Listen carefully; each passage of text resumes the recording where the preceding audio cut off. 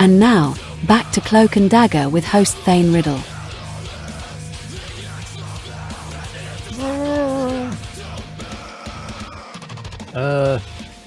Hold on a sec, Jamin. I want to read one ad, okay, because there's a new product that dropped. libertyunderattack.com/painthane. What? That's not a new product, but it is actually, because now that doesn't go to the Pain Liberator page, it goes to a Pain Liberator product line page where there's the fucking normal Pain Liberator, colloidal silver, DMSO, aspirin, and some magnesium, I guess, which magically makes pain and stuff like that go away when you spray it on parts of your body. There's also an exciting new drop, which is Pain Liberator MG12 or MIG12. I don't know what the fuck am I supposed to say that? It's new and it's on sale in case it blows up or something, I guess. And that's got more magnesium in it. I guess it doesn't have aspirin in it. It just has a bunch of magnesium in it. And also there's Mini. There's the Pain Liberator Mini, which is a smaller bottle. Okay, it's a 2-ounce bottle. And maybe you can save that smaller bottle and just buy the larger ones and then pour them into the smaller bottle that you saved. Okay, because it costs $1 less to get a big bottle than to get 2 little ones. So yeah, there's a lot more magnesium in the MIG-12 Pain Liberator. There's only a small amount in normal Pain Liberator. What kind of magnesium is it? What does he mean when he says it's a fucking, what is it, 50% magnesium or something? I can't remember. What's the I can't remember. What does that mean?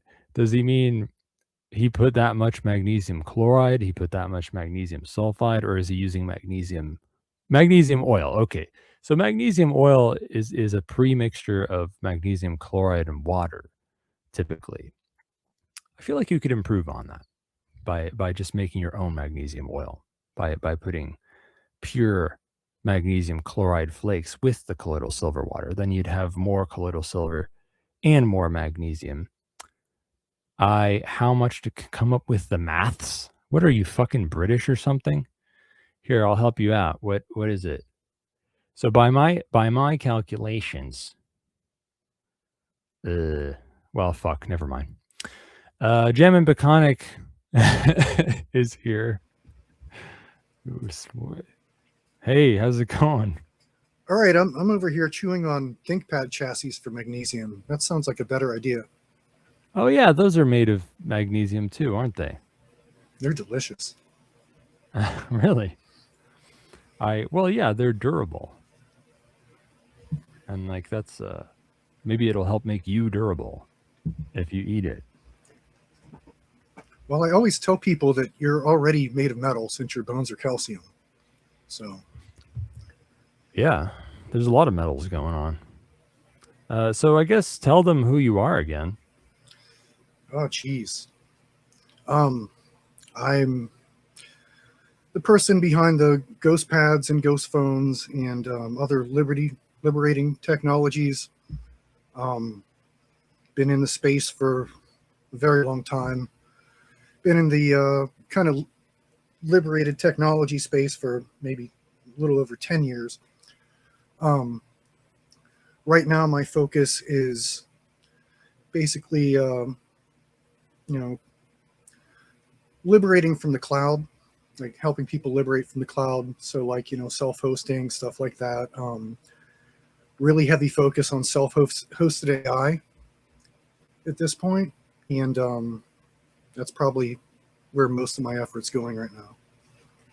Oh, that's good to hear. Now, what Jamin's talking about when he says ghost pads and ghost phones and stuff are the fine products that you can find if you go to libertyunderattack.com/Thane.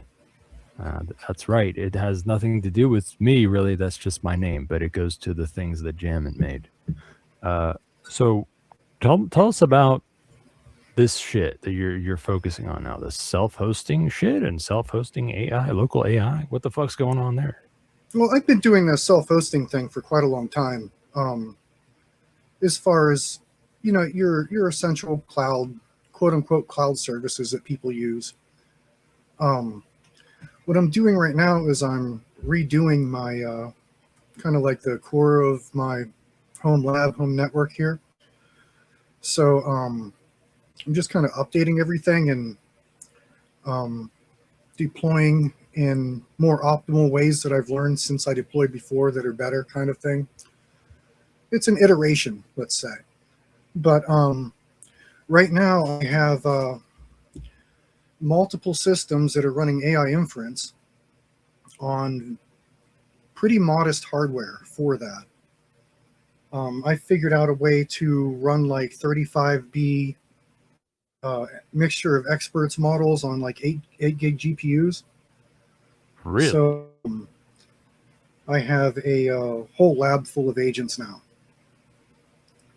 And each system, each server I'm putting up will basically have its own admin agent. And already, like the Proxmox, like the one server's admin agent already fixed the machine twice, like almost autonomously. Yeah, it's so I'm going down that rabbit hole, the agent orchestration and all that, but being completely offline and speccing everything for even off-grid operation. So, for example, I lost internet access here for a couple weeks because my Starlink router's power supply went, and that was like their lead time in getting me replacement stuff. And I barely missed a beat here. I just continued on doing stuff. Internet is now optional here. So, and that's really the goal, and be able to like replicate the system and help other people do the same thing. That's pretty cool. How the fuck did you get a 35 billion parameter model running on a machine that had 8 gigabytes of VRAM? Well, what you have to do is you have to use the right. Well, I mean, most everything uses llama.cpp under the hood, but you have to use something that exposes all of its options. So, like a lot of the, these instructions you see everybody give online about how to get LLMs working, is they're suggesting you go with Ollama, which is probably the worst one to get anything weird going like that. So basically, like, use an older inference app that's like, for example, I use Ooga Booga or TextGen. It's like the original Llama CPP web interface, and it exposes all the options I need to do that. And there's one option is that you can move the experts from the VRAM to the system RAM to save space. Right, yeah. And instead of just... But you would need a GGIF, right? Yeah, you have to use that format. And instead of, the normal way is you unload CPU layers, right? And then it like makes it crawl. Like you'll go to like from 40 tokens per second down to like 8. As soon as you start touching the CPU memory instead of using all VRAM. But this method, it actually preserves, like, I'm getting like 15 tokens per second on that 35B model. So that's way usable. That's way faster than you're going to talk to somebody. What about context? I'm running 50K context on it, which is all right, fairly big. I mean, a lot of people, when they're doing like home inference, they're using like 8K or something small like that. But yeah, it works with 50K context. What I'm trying to do is I'm trying to find the best agentic model for an 8 gig GPU. And that might be it. There's also there's the 9B model that's like based off of Qwen 3.5 that works pretty good, but it doesn't have the intelligence of the 3.6, 30 billion parameter model. But it's okay for like basic things. And I'm actually looking into like really small models, like 1B and below, for doing routine tasks like analyzing logs and stuff like that, because they're lightning fast and they barely take any VRAM. Yeah, and are you playing around with, I mean, I guess this is what you're talking about, sort of. Are you playing around with like automatically switching between models, loading and unloading them, and having like a small model manage that stuff or something? Yeah. So really the way things work is I have it's kind of complicated. I mean, I've written, I have like a 60-page kind of manual on what I'm doing, but it's basically a cognitive architecture that has multiple levels of inference. Like I have my largest server, and that's inferencing a model with a very specific use case, and it's basically a model just for brainstorming. So I have everything stripped, everything personality or whatever is stripped out of the model, so it's just a reflection of my intuition. So there's that level, and then there is another level that is more like a combiner level that will take those insights that basically multiply from using the one machine, and then I can make them into something intelligible to explain to somebody.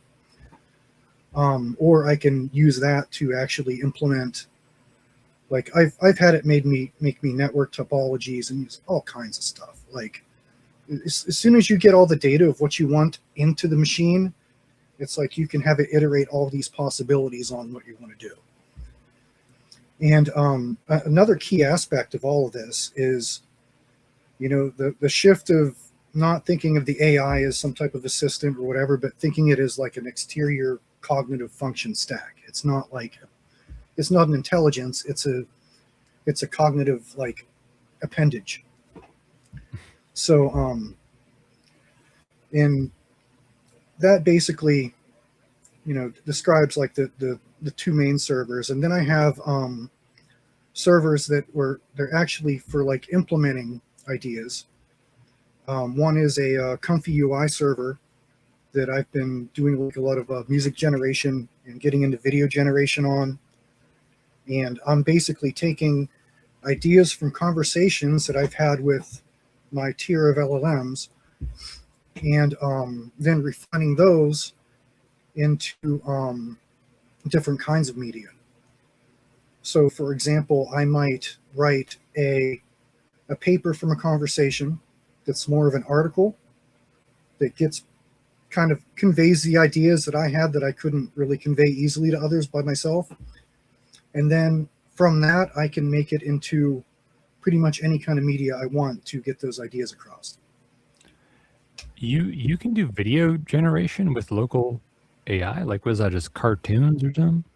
Oh yeah, you can pretty much do whatever. I mean, my let's see, I'm using like LTX2, I think is the best video model I have, and it's photorealistic or cartoon or whatever you want.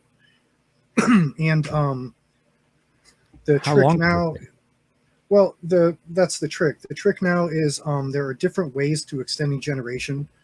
Like a 30-second clip or so is pretty decent, but in Comfy UIs it's node based. So what that means is you have a node for your video like LLM, and then you can have these other nodes, and there are these other nodes that basically extend the video, and you add all these extend nodes, and there's different tricks to getting the video longer, right? But to do long form video, I mean, if you really look at long form video, it's just a collection of, you know, clips that maybe are 2 minutes. You're lucky if you're watching something and it's a 2-minute clip that's just an unbroken clip, right? So I found a way that I can get it to generate up to about 2.5 minutes without any extra bullshit. So that's my practical limitation until I figure out better right now. Huh. I'm kind of surprised by that. So how are you helping others do self-hosting stuff and self-hosting AI? I'm basically going to distribute a lot of a lot of my documentation. Like I said, like the documentation I'm making, my workflow now is I can turn just straight up page of notes into an article, right? So I have a cache of like 50 that are ready to go right now. 50 on what? Completed articles, Oh, instructional articles, and philosophy and intent articles on what I'm doing. And this each is of those kinda articles, like a book or something, like a little book or instruction manual. yeah. Well, I have, the thing is, I've been collecting notes for a very, very long time, and I've been using the generative AI thing to flesh out ideas for a long time, but have never released anything. So I have a whole Nextcloud server that is just full of years of my ideas, and all I have to do is format them so people can digest them easily, because that's a problem for me, and I'm just using AI to do that. So, Well, I guess we can look forward to that coming to Liberty Under Attack at some point in the yeah, future. I've shown Shane some of the examples. Like I sent him an audio article that was like, half ebook, half dramatic. It has like music behind it and stuff. And then there's the written article set that it was generated from. The only thing I didn't include was the original conversation with the different LLMs that made the little pieces that got put together. Well, that's cool. So, I mean, that's basically what I've been working on. And as far as like servers for different models, my architecture now is I have the larger server, like I said, for like just kind of like a thought like a think tank type model, right? And then I have a lot faster server that's, doesn't have much VRAM, but it has a pair of 3090s that I use for kind of combining things on that hardware, and I use multiple models depending on what I'm doing. And then I've also been using that hardware to attach agents to, for them to do complicated things. Like, for example, I had an agent code me a voice assistant. Now there is still something, like, for some reason it wants to use this one wave format that's like raw wave format that nothing likes, and it chokes everything, but everything else works. It's pretty impressive. But all I have to do is change my agent from connecting to its local GPU to connecting to the other machine that has the larger coding model on. And then I can use that same agent to do stuff on its machine that was maybe like out of its league, only being like a MOE model or like a 9B model or whatever. Like I'm using this hybrid model that's made out of it's made out of Opus 3.6. No, it's made out of Quen 3.6, distilled Opus 3.6, the newest, not the newest, but the one that just got superseded. That Opus distilled into it, and then they used a technique where they basically doubled the parameters, so it's like a 40B model, and they added a bunch of other shit, and it's amazing. And that's what I've been using for the coding. Really? You'll have to link us to that, to the fucking Hugging Face page or something, because that sounds kind of interesting. It's 40B, so it's a little bit bigger. It's not, and it's a dense model. But by today's standards, like 40 billion parameters for a coding model that supposedly is good is very small. Oh yeah, for sure. I'm just saying, for local inference and ideally stuff. You want big context too for coding. So then that competes for space with the parameters. Yeah, and you can, one thing you can do is you can bump the context to CPU memory, and it's not as big of a hit as if you're bumping actual layers of the model to the memory. Yeah. That's pretty much what you have to do if you're working with like anything under 12 gigabytes, you have to do those tricks. Yeah, all right. Um, What do you think about hyper specialized models? Like when Matt Hill was on my show, he kind of brought this up, and I thought he was thinking along the right lines. Because like, you know, we've got models that are kind of a little specialized now, but like, yeah. and we're making new ones for specific use cases that are tiny and very specialized. What do you think about that trend of like switching between small, very specialized models? Well, I mean, that's my end goal. But there are a lot of other things you can do to add more specialization to your models without going through the hassle of retraining and stuff. And some of the things actually probably work better in the long run. Just having a really thorough RAG, retrieval augmented generation knowledge base of whatever your model is specialized on. I mean, it's hard to just train to outdo that. I mean, the only difference, there's a big difference about how it looks at the data versus it being baked into the model. But still, because, those are really the hallucinations are what is trying to be trained out for the specialized use cases, and you might as well just provide them with the actual data they need instead of trying to make them intuit it. Because that's what models are, just 100% intuition. That's all they are. Yeah. They have no other real cognitive function. They're just extroverted intuition on steroids that only does that. That's what people don't understand about them. It's like there is no will to them. They're just intuition. It's just like an intuition amplifier. You feed your intuitions into it, it amplifies your intuitions and gives you more back. Yeah, that's true.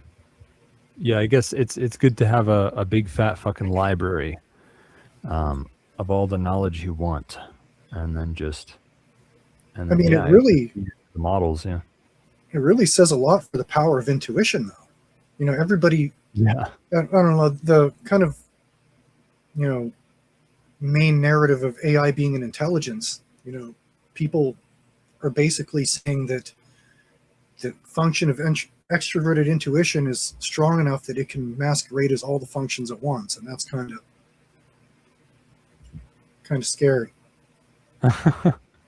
Well, association is the way of the world. It's how the universe works. Everything works through association, and you learn things through association and stuff. So it's not shocking, really. This was like, man, what was it? 15 years ago or something, 20 years ago. A friend of mine tasked me with producing, like a proto AI design. We wanted to like feed, what I wanted to do was like feed a program like the Bible and erotica and like absurd things, and then just have it, generate stuff that was kind of like that. And I basically described something like the way LLMs work. I was like, okay, well, we got to check.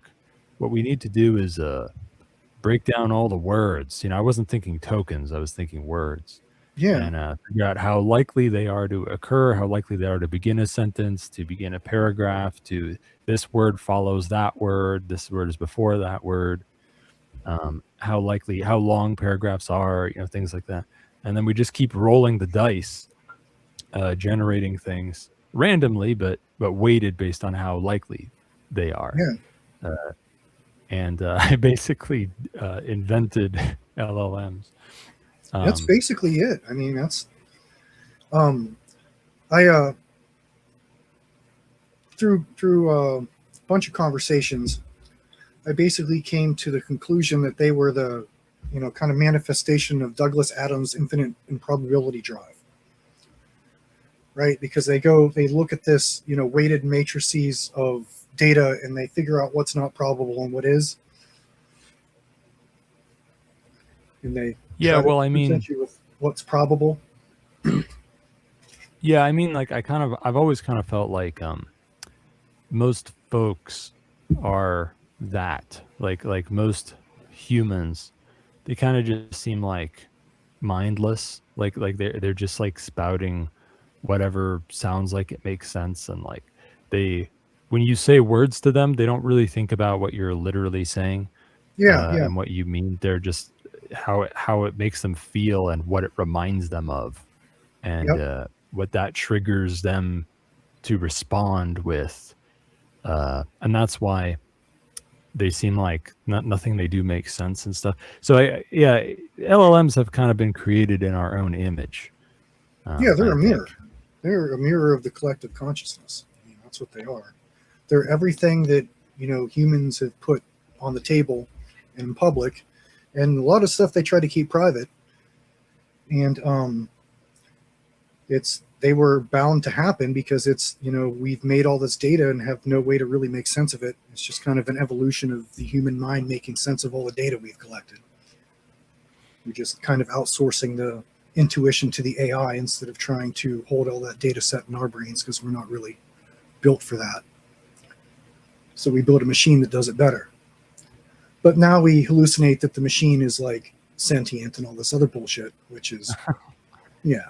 Well, maybe we hallucinate that each other is sentient. Yeah, possibly.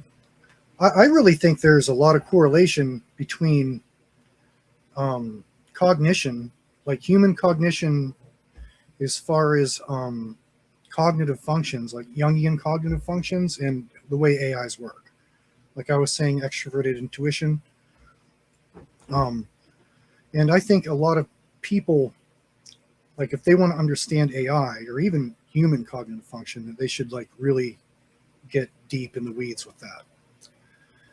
Like what you were saying about how there a lot of people, kind of feel their way through life. I mean, that's how they're, according to cognitive function theory, that's just basically how they're wired. Their primary function is a feeling function. Like that's how they process reality, is by feels. Is a word makes them feel a certain way, and then there's an ex post facto justification that masquerades as actual rationality, but it's not. It's a rationalization that basically they talk themselves into, they tell themselves that their emotion was justified, basically, right? It's and that a lot of people are wired that way, to have that primary cognitive function. Think of your primary filter of reality as your emotions, and not even just emotions. Like feeling is a judgment function.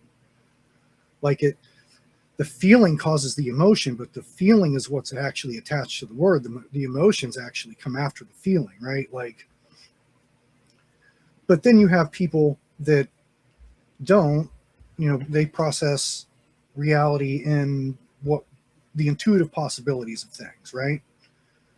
And that's what an AI is, but without anything else. It doesn't have any of the other cognitive stack that makes a person be able to make sense of that, or to be useful with it, or to have agency, or any of that, right? It's just that one function on steroids, and you need to plug in a human cognition into that function to really get anything out of it. Yeah, that's true. And I don't, even in the case of someone who is capable of being very logical, I don't think that's like why they do everything. Obviously, like your emotion is always king, or like your motivations, as we say. Motion, to be moved, movare is the Latin root of all these things: emotion, motivation. That's why you do everything, just to like get your dick sucked, and because you're scared that you're gonna die. And like, even if you are actually capable of being like super logical, which is actually very rare, What's a personality you're type? just doing It's it in the service of that. Yeah, there's like 3 personality types that are inherently logical. That's it. I think 3. And 3. you'll find, yeah. Are you using some sort of Jungian personality system here? Well, MBTI. Oh, that one. Yeah, MBTI is all based off of Jungian personality theory and cognitive function theory. If you take it at face value, it's not that great. But if you actually look at the cognitive mechanics about why, like, the different types have the sometimes hasty generalizations describing them, it makes a lot more sense. But yeah, like, there's only a few personality types that have logic in either the driver's seat or the passenger. Most people either have, if they're lucky, they have logic somewhere in their ego stack, like as an inferior function or something like that, where they can kind of do it if they work hard. But a lot of people actually have to reach deep into their psyche, into their like unconscious, to actually think logically. That's where that function lives. So that's why it's so hard for them. It's called a cognitive shift. You literally have to shift gears cognitively and basically rearrange your cognitive stack to be able to use that function that's hard to use. So, I mean, all that correlates to AI. It's ridiculous, the amount of correlation studying both at the same time brings. Yeah. If anyone wants to call in, by the way, just go to PAZNIA.com/call2. Read some sometime. First, is there anything else you want to say about like self-hosting and local AI? You think? I don't know. There's lots of intricacies, but it's not all that difficult. You can get up and running pretty easily. Like, I'm on multiple iterations of this whole system, so it's kind of complex, but I mean, all you have to do is really download an app and a model, and you're off to go for some local AI. All right, well, let me try and fucking skim through some of this fucking fan. I've got like a fan mail backlog. I merely have to navigate graphical interfaces to bring myself into a reality in which. Okay, here we go. Here's some fan mail from last week. You've got mail or something that happened during the guest, but luckily was not for her, so it didn't matter that I didn't read it.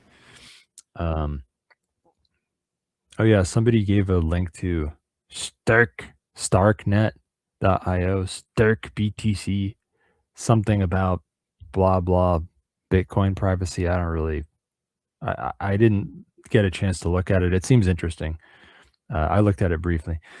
I should really do a fan link show. I said that like 3 months ago. I need to go through fan links and actually like look at some of the stuff you guys have sent. Comment on first show part. It is funny when people call something impractical. I hope that they have a good laugh when they get LARPed over. Fasting is great and getting squished is also fun. Comment. Shane's sound effects make this show way more Zoomer friendly. Was the breakdancing ice blue jeez a metaphor for something, or did they just have a good time? Sorry, wasn't paying attention. What about Tim Hoffman's drones? I don't really know who Tim Hoffman is. The ice blue jeez breakdancing. I just made that shit up. I just made that shit up. It was true that they released detainees from the facility and that the crowd cheered and took it as like a sign that they're winning. Like, oh, they're being released because they're protesting. It like encouraged them. So I turned that into a breakdancing match. Comment, if you want even younger viewers, just make the screen go zoom in randomly every 5 seconds. I love it how people make fun of Zoomers when they themselves are barely considered an older generation. Looking forward to Gen Alpha strangling Zoomers and millennials in their beds for, quote, what they have done to this world. Comment. 1, I just realized that I was the only one making fun of Zoomers today. I am demented from all the monsters super melon. What age even is a Zoomer? LOL. My reply to the mesh paper will have to wait. I had written it. It was, whatever. Question for privacy show. Reticulum is not a proper darknet, right? I mean, it's just E2EE, right? Did I miss something? Actual point here. What about making a platform for routing services? Each node is a collection of plugins or modules. It's like an OS for nodes and could be seen as a layer 0. You'd make a sandbox and not the actual protocol. The protocols would be defined as collections of plugins or building blocks on that layer. You could choose to use TCP or not. Maybe you can use Tor, but alter the encryption and add some fake traffic, or even go with something completely exotic. Custom Legos. Sounds really cool what you're saying, but also a little hard to follow. Is Reticulum a proper darknet? It depends on what you think, but I do think Reticulum qualifies as a darknet. Yeah, it's not a normal one, but I think it qualifies as one. Comment: Hoffman may have not published his drone design. Maybe, I don't know. If that's true, I'll say we need to teach people to use version management for CAD files. That's true. What do you want to say something to a fan mail? Oh, I'm familiar with the Hoffman thing. He's the. Oh yeah, tell me. I don't fucking know. Yeah. He's a 3D printer who designs a lot of gun CAD files, and he's designed a lot of the best 3D printed AR-15 lowers and stuff on the market. And he also designed oh right, the is that the Hoffman tactical guy? Yep, the force reset trigger version that he has. Yeah. The open source one that's like so dirt I do cheap. kind of know who that is. Yeah, he's awesome. Like, he has done so many cool designs, and he's all open source, and he's facing all these lawsuits by these different companies that don't like that he's making their secret sauce available. So see, that's what dark punk is here for. The counter engineering movement. Okay, you just steal the stuff openly, don't care about intellectual property. They can't catch you. Okay, that's the answer. Well, the thing is that they're lawfaring him. Like, he didn't even steal their shit. Like, it's a completely different design. It's not even a derivative. They're just but of course they're always gonna push. They're always gonna stretch what stealing something is and what's illegal. And I'm agreeing with you. I'm just saying that, like, in his situation, that it really sucks that he didn't even copy them. Like, yeah, well, yeah, I know that, but it's way better to just like not even have to go to court, and just like the only thing you have to do to a cease and desist letter is like troll them or something if you feel like it. Like that's how it should be. Anyway, let's try and get through these fucking fan mails. Comment on solar solutions. When harvesting energy with solar, the more you can run from this was actually for this was for a different show than mine, but I said something to him in the chat anyway. When harvesting energy with solar, the more you can run from low voltage, 12 to 48 volts, the more self-reliant your setup will be. As Greg mentioned, typical setups will require an alternate source to charge the batteries on days when the harvest is low. Running low voltage refrigeration and freezers avoids the cost of inversion. These will be what you want to keep running when the grid goes down. And low voltage appliances allow maximizing usage, allowing more reliance on solar than the alternative grid or generator. And I basically responded to him I spurged out and said, actually, you're talking about two different things, which is AC versus DC, and then voltage. Where, when he's talking low voltage, he means DC, because DC tends to use lower voltage, and there are also different voltages. And whereas AC is usually just, 1 voltage per region. And whatever. I went on an autistic rant about how you could cut out inverters, but it takes a lot of autism to do, especially if you want to use electronics. And I was talking about the idea of cutting out the inverter and the converter, Yeah. Well, so I'm actually in the middle of designing that, so. Right. I'm not surprised. Yeah. So what I have going here. How are you going about that? Yeah. So, we've talked about a little bit before, I'm going to have multiple systems because of my collection of parts over the years. But the main system that's going to be powering kind of the core of my tech is going to be a multi-rail DC to DC power supply that takes the direct DC from the battery bank and runs the devices right off of them without paying like the 15-20% inverter tax. And it's even worse with this stuff because you're inverting to DC.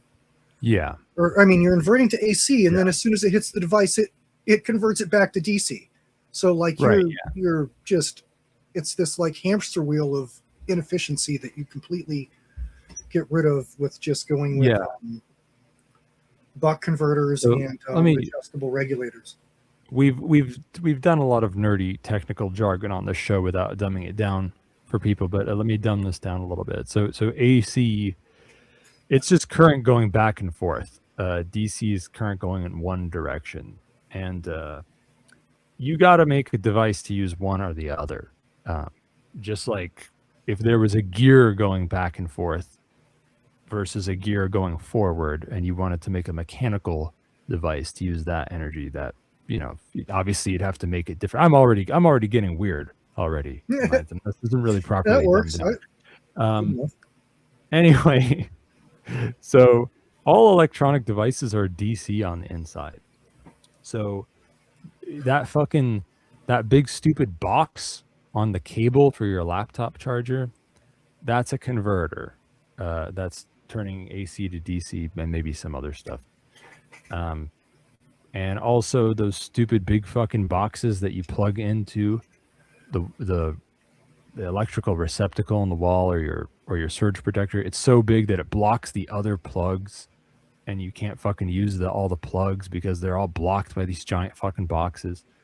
Those have converters in them too. And ideally, when you're generating solar power or fucking water, hydro power or whatever, you're generating DC, and charging batteries usually that also put out DC. So it's a DC native system. So it's like, and what most folks do is, as Jamin pointed out, is they invert it with an inverter so they can plug the electronics with their converters into it, so that you go from DC to AC back to DC. And it's kind of fucking retarded to do that in a way. If you're trying to get the most out of a limited power budget, right, limited battery capacity, it's a deal killer.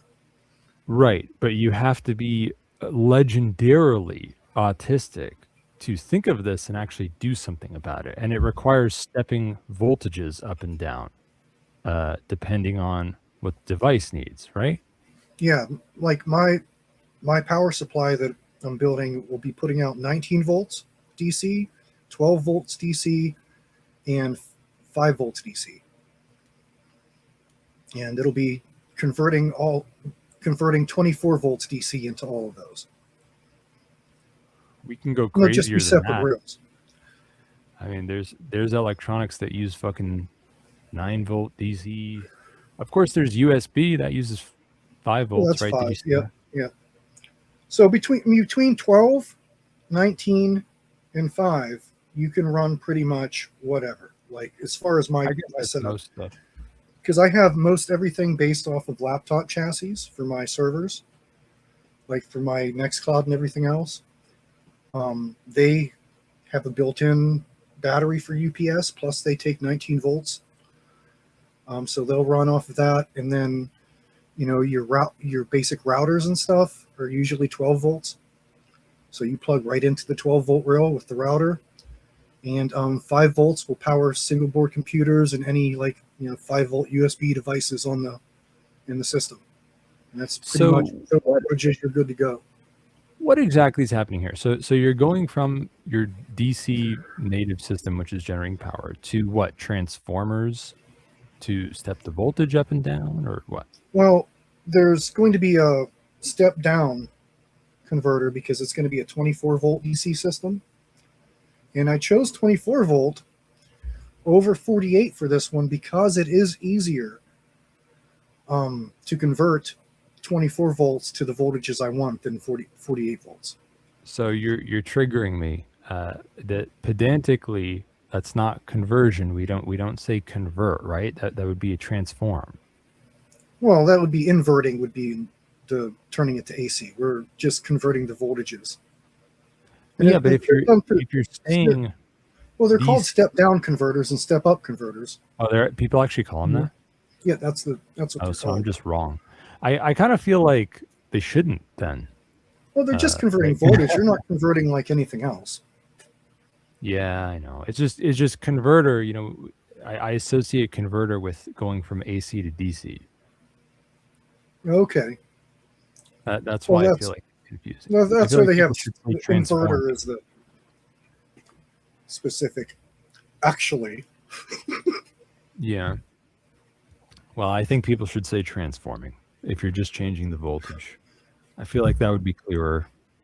yep. But I guess maybe you're right that people do say convert. Anyway, And I so think go- I think transformer is very specific that you're using inductors. I think that's why they Right. just call it transformer. Whereas you don't have to do that. You don't have to use inductors Yeah. to convert. Yeah, you're right. You're right. We need new words for this stuff. It's too bad. It's a lot of things are like that.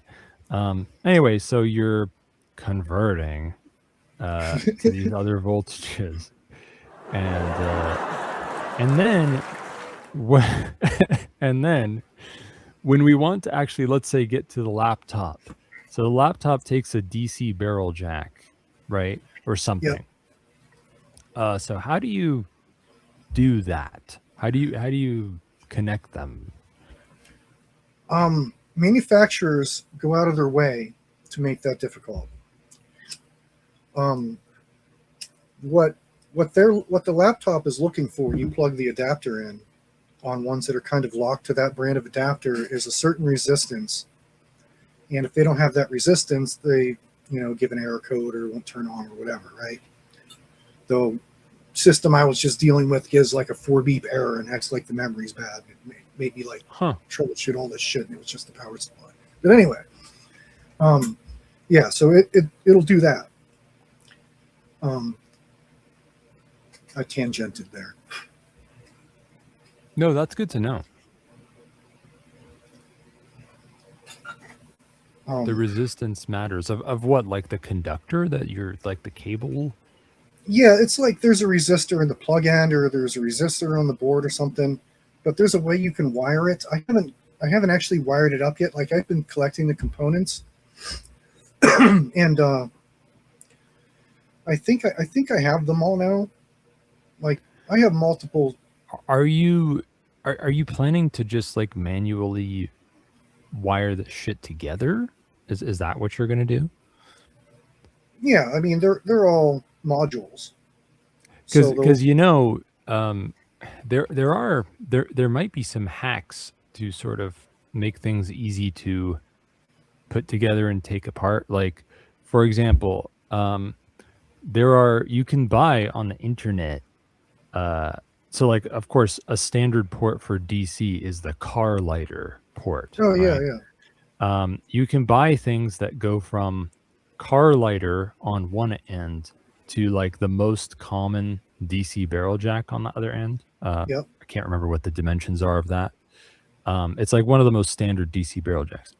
And then you can get assorted packs of DC barrel jack adapters, where on one end you plug in that standard DC barrel jack, and on the other end it gives you some other weird DC barrel jack. So then you have like a bajillion different DC barrel jacks you can plug onto the end. So like maybe you could compose these things, right? Like you have car lighter ports on your DC system. You plug the car lighter to DC barrel jack, standard DC barrel jack kind of thing.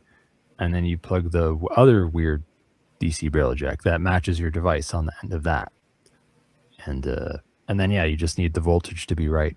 And I guess the resistance, maybe. Yeah, it depends on the size of the system. Like, that's basically how I've done like RV size systems, and I even have a solar backpack that has that type of setup. That it's all based off of like car plugs, and there's also this, I forget what it's called, but it's a DC polarized connection that you can use that's very common on like small solar setups. So I have those adapters, and I have like the lighter socket type plug stuff. But the lighter socket plugs are a little bit less than ideal. Like they're usually not made very well. Like, they're not as resilient as some of the ways you can do it. Like what I've gravitated towards now are these, they're called XT60 and XT90 connectors, and they're what RC people use to build battery packs. They're, rated for either 60 or 90 amps, which is plenty for anything you're going to connect with something like that. And they're little polarized, really durable little jacks. So that's where I'm going. But those are solder. So like a lot of my modules are just going to plug into the system with those, and I'll be able to unplug it. The other ones will just have, like I-terminals going to a block that I can just undo. And then the actual distribution blocks will have multiple cables. There was an issue during the conversation with remote lava. Oh, shut up. Sorry. Stupid rogue AI. Is he trying to take us over? Yeah, that's my broken voice assistant that I had my other assistant code for me. They're having children now. They are. AI. It's like, oh my god, I have like 1, 2, 3, 4. I have like 6 agents running here now, I think. Wait, what's the highest voltage? You said 19? Yeah, 19. So you're going from 5 to 19 with 12 in between. Yep. Well, maybe this is a dumb idea, but have you thought about USB PD? Do you know what that is? Yeah. Because they can go from 5 to 20 volts. Yeah, it's just a matter of it's really easier to just use the step down converters and stuff like that. Oh yeah, I'm not even saying don't use that. I'm just talking about plugs and shit. Oh. Because like it would be nice to be able to swap things out quickly, without doing any wiring, like to just unplug stuff. Like maybe the standard could be USB, maybe it could be USB PD, and then you have a barrel jack on the other end or something. Yeah, if you were designing something from the ground up with all new stuff, that would work really well. It's just something like that's a little too new when you're building with e-waste. Well, yeah, but I'm mean? talking about adapting stuff. Like I'm talking about abusing things and using them in things that they weren't, in ways they weren't meant to be used. That's my language. Yeah. And it would be nice to have a set of, because like I don't know what you're picturing here. Like are you picturing that your fucking laptop cable is going to be hardwired into your power system, like, or you're just going to put one of these XT whatever plugs on the other end? Oh, for the machine I sit in front of? Yeah, for example. Well, this system is primarily for the off-grid servers. And it will power my kind of command center in here, which consists of like 3 laptops.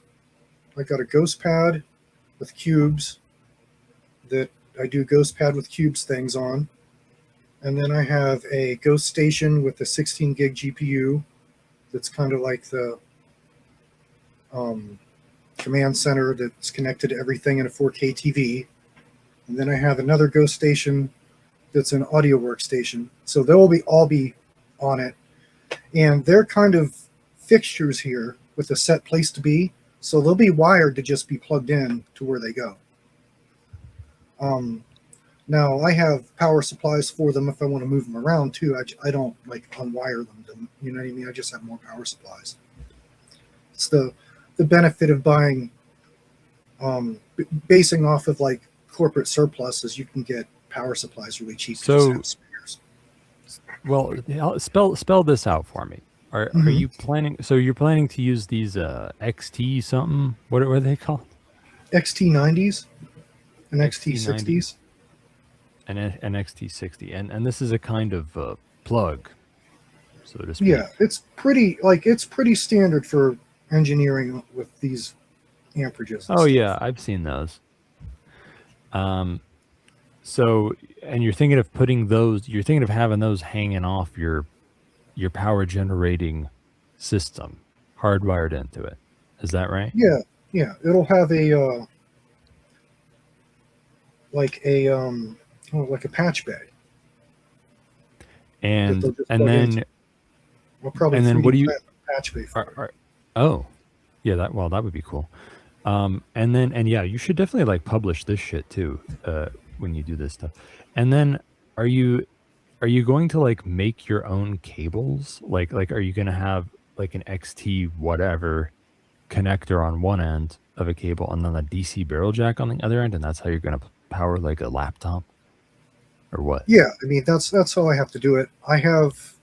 You can buy the laptop barrel jacks in like packs of 5 really cheap on Amazon for the different brands. And I'm basically working with Dell and HP, which take, of course, it's the same voltages and same amperages, but they have that damn identifying resistor on there, so you can't use one with the other. So I'll just have, one's labeled HP, one's labeled Dell, and I'll just switch them out, just like I was switching out a power supply, except And it'll just be a cable. So you just have to add the right resistor? Is that it? Actually, I think you just have to wire them in such a way. Like there's 2 extra wires that you have to do something. I think you might just have to ground them or something. I have to look on each. Yeah, it's That's something so really stupid. dumb. It's really dumb, and it's just annoying that I have to even deal with it. That like everything else, I can just cut the end off of the cable and put whatever plug I want on. Yeah. Well, I guess, I mean, I guess that kind of, well, maybe not. I guess it would be nice to have cables that are already made by somebody. Because a lot of times when you look on eBay or whatever for some weird shit, it's there. Like, XT90 to DC barrel jack cable. You'll find like weird shit. Because like maybe the resistor doesn't need to be, or right, I guess you're not using a resistor. You're grounding cables or you're grounding wires. Well, whatever. It's cool. It's pretty cool. It sounds pretty cool. That you're already doing what we're talking about here. In this thing. Yeah, and I have a small system set up right now with just a pair of. It's a 12-volt system in here in case the power goes out. I can charge stuff. All right. Well, I'm gonna read more fan mail, I guess. So fucking. I think it was Fagdul or whoever said, "Thane, here are things we might need for being fully cypherpunk." And he just gave me a bunch of links again, which is an old tradition between us, and I really need to look at them and talk about them, but I can't do that now. Somebody said, "I saw a dude running a miner directly on DC from a solar PSU. That was cool. You guys make me think of thermal energy harvesting. I was obsessed with putting a mirror on a Stirling engine since the energy density might be okay when thinking about the price and the fact that you don't need PV cells. That would be nice for variable outputs. Such thing could possibly be cool for open resources, and you could compress air in multiple ways directly without electricity."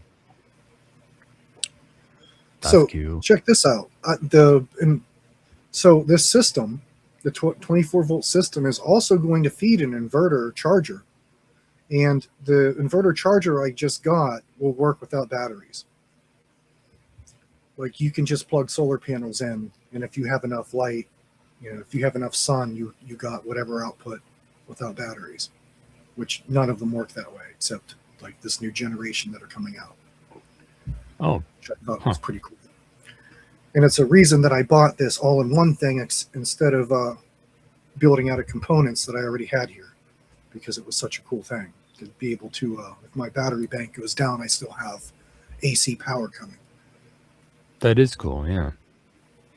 I am a fan of flexible systems with contingencies and redundancies. It's also nice if you can kind of swap out the batteries without, but that's a whole other can of worms. Well, I mean, that's why I went with the batteries I went with. I mean, I went with 12 volt, LIFE PO4s, and I went with the 12-volt ones because they're the most common. And my thinking is, even though it's suboptimal to have a 48 or 24-volt pack made out of 12s when you can just buy the right voltages, if I have a single cell down, it doesn't take the whole battery pack out of the game. Like, I can do something with, you know what I mean? Like, if I have one 12-volt cell go, it doesn't take my whole, it only takes 100 amps, and it makes me have to rethink my voltages or whatever. But I can still get some power in the meantime somehow, versus the whole, the whole battery's a boat anchor if it's 48 volts and one cell dies. So. What do you call that kind of battery? LiFePO4? Yeah, it's like lithium iron phosphate. Lithium iron phosphate. It's like this standard lithium batteries everybody's using for off-grid now. Huh. They have less energy density than like a ion or polymer, but their operating safety is like 1,000 times better, and they have like more discharge cycles and stuff like that. They're pretty ideal. And okay, and it's not the case with like a lithium polymer battery or something that, like, if one cell went out, then the whole thing. Well, it's not about the chemistry. It's just more about the voltages of the pack. You can buy a single 48-volt battery, but if cells die in that battery, then your whole capacity is gone, right? If your capacity is spread out through four 12-volt batteries to make that 48-volt bank, then you might not be able to operate at 48 volts then, but you still have, like, let's say the 100 amp hour batteries, you still have 300 amp hours of usable capacity versus the boat anchor. So that was my thinking. I see what you're saying. Yeah, okay. Yeah, it actually costs a little more in the long run, because you have to use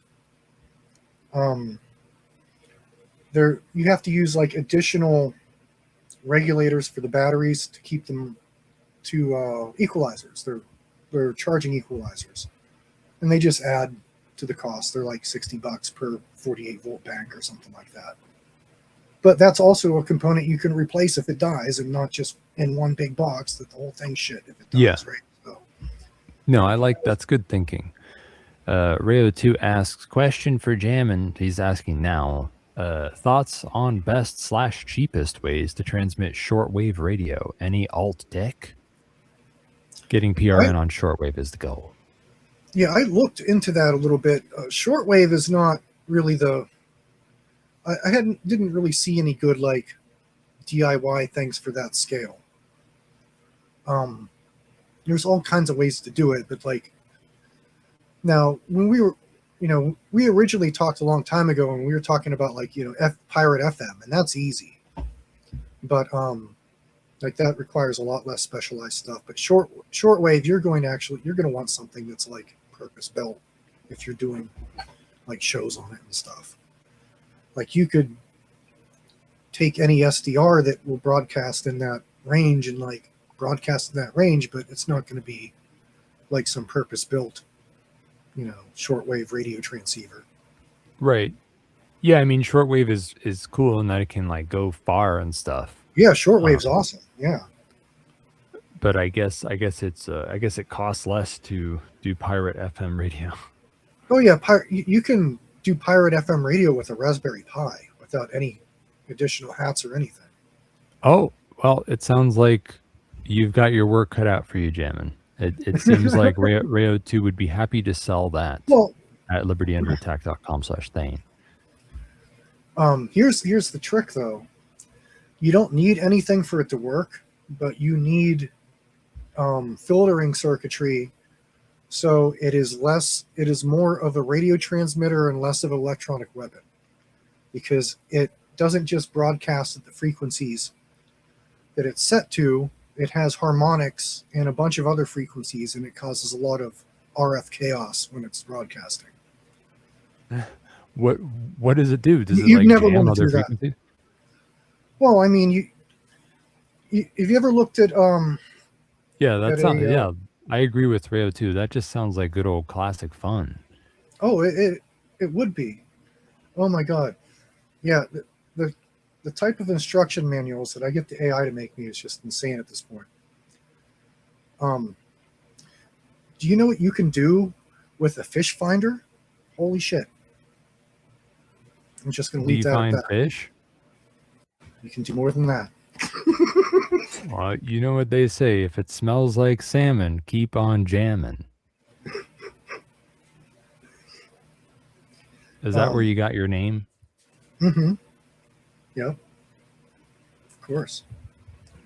I did it. Indeed, I did.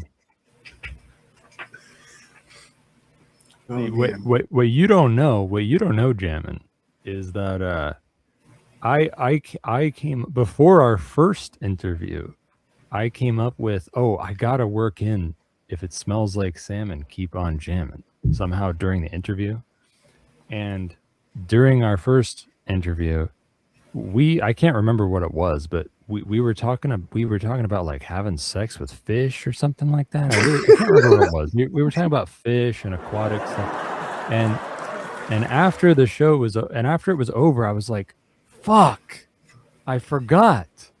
The perfect opportunity was, so I was telling Rayo too, like I gotta make an opportunity happen to say it this time. So it's the worst mistake I've ever made on this whole show. That's titular line territory there. The fuck is titular line? the title line to the podcast. Oh yeah. This will be Cloak and Dagger Correspondences number whatever. If it smells like salmon, keep on jamming. Keep jamming. Yep. Jamin Biconik. Yeah, people actually think that. That's funny. What, Bitcoin? No, that's my the Biconik was a Bitcoin reference. It can be now. No, I like crypto, but wouldn't like name myself after Bitcoin. It's kind of like Dr. Robotnik. I'll take that. Hell yeah. You have a few things in common, yeah. Yeah, I just need to be making some cyborgs at this point. Yeah, maybe you should try the woodland creatures. Yes, I mean, they're free. Yes, I'll just don't on piss Christmas off any time, very I'll fast put out milk and hedgehog. cookies for them, and then catch them in a snare and turn them into robotic abominations. You got to catch them in like a metal dome can thing that has a button on top. That would be pretty metal. That would be so metal. Yeah. Because but you just have to hope that there's no like fast hedgehogs or something that start fighting you, and and then they figure out that all they have to do is press the button on top, and then it releases the woodland creatures. That wouldn't be good, but the buttons there is a fail-safe, you know. Oh man, now you're making me miss my hedgehog. We had a hedgehog at the other property. We totally did. It lived in our grape arbor. Did he run arbor. away because he was fast? Yes, I think he did. Wow. It's all, man, this is all coming to you. This is Dr. Robotnik's origin story playing out before us. Totally. All right. Here's some more fan mail. We also need the techniques from the improvised ammunitions handbook from the Army. I'd also add the ARC thing for making acid for gun cotton. All of this is for chemistry in general, not just bombs and stuff. Custom polymers would be useful. It may be an airless crucible for metal. Robert Murray Smith had incredible stuff akin to that, including cheap graphene. All really cool ideas, and exactly the kind of thing I'm asking for. I don't know what the ARC thing is, though, for making acid for gun cotton, but yeah, I'm sure it's some sort of... I've had the improvised munitions handbook since I was a teenager, though. Yeah, that's cool.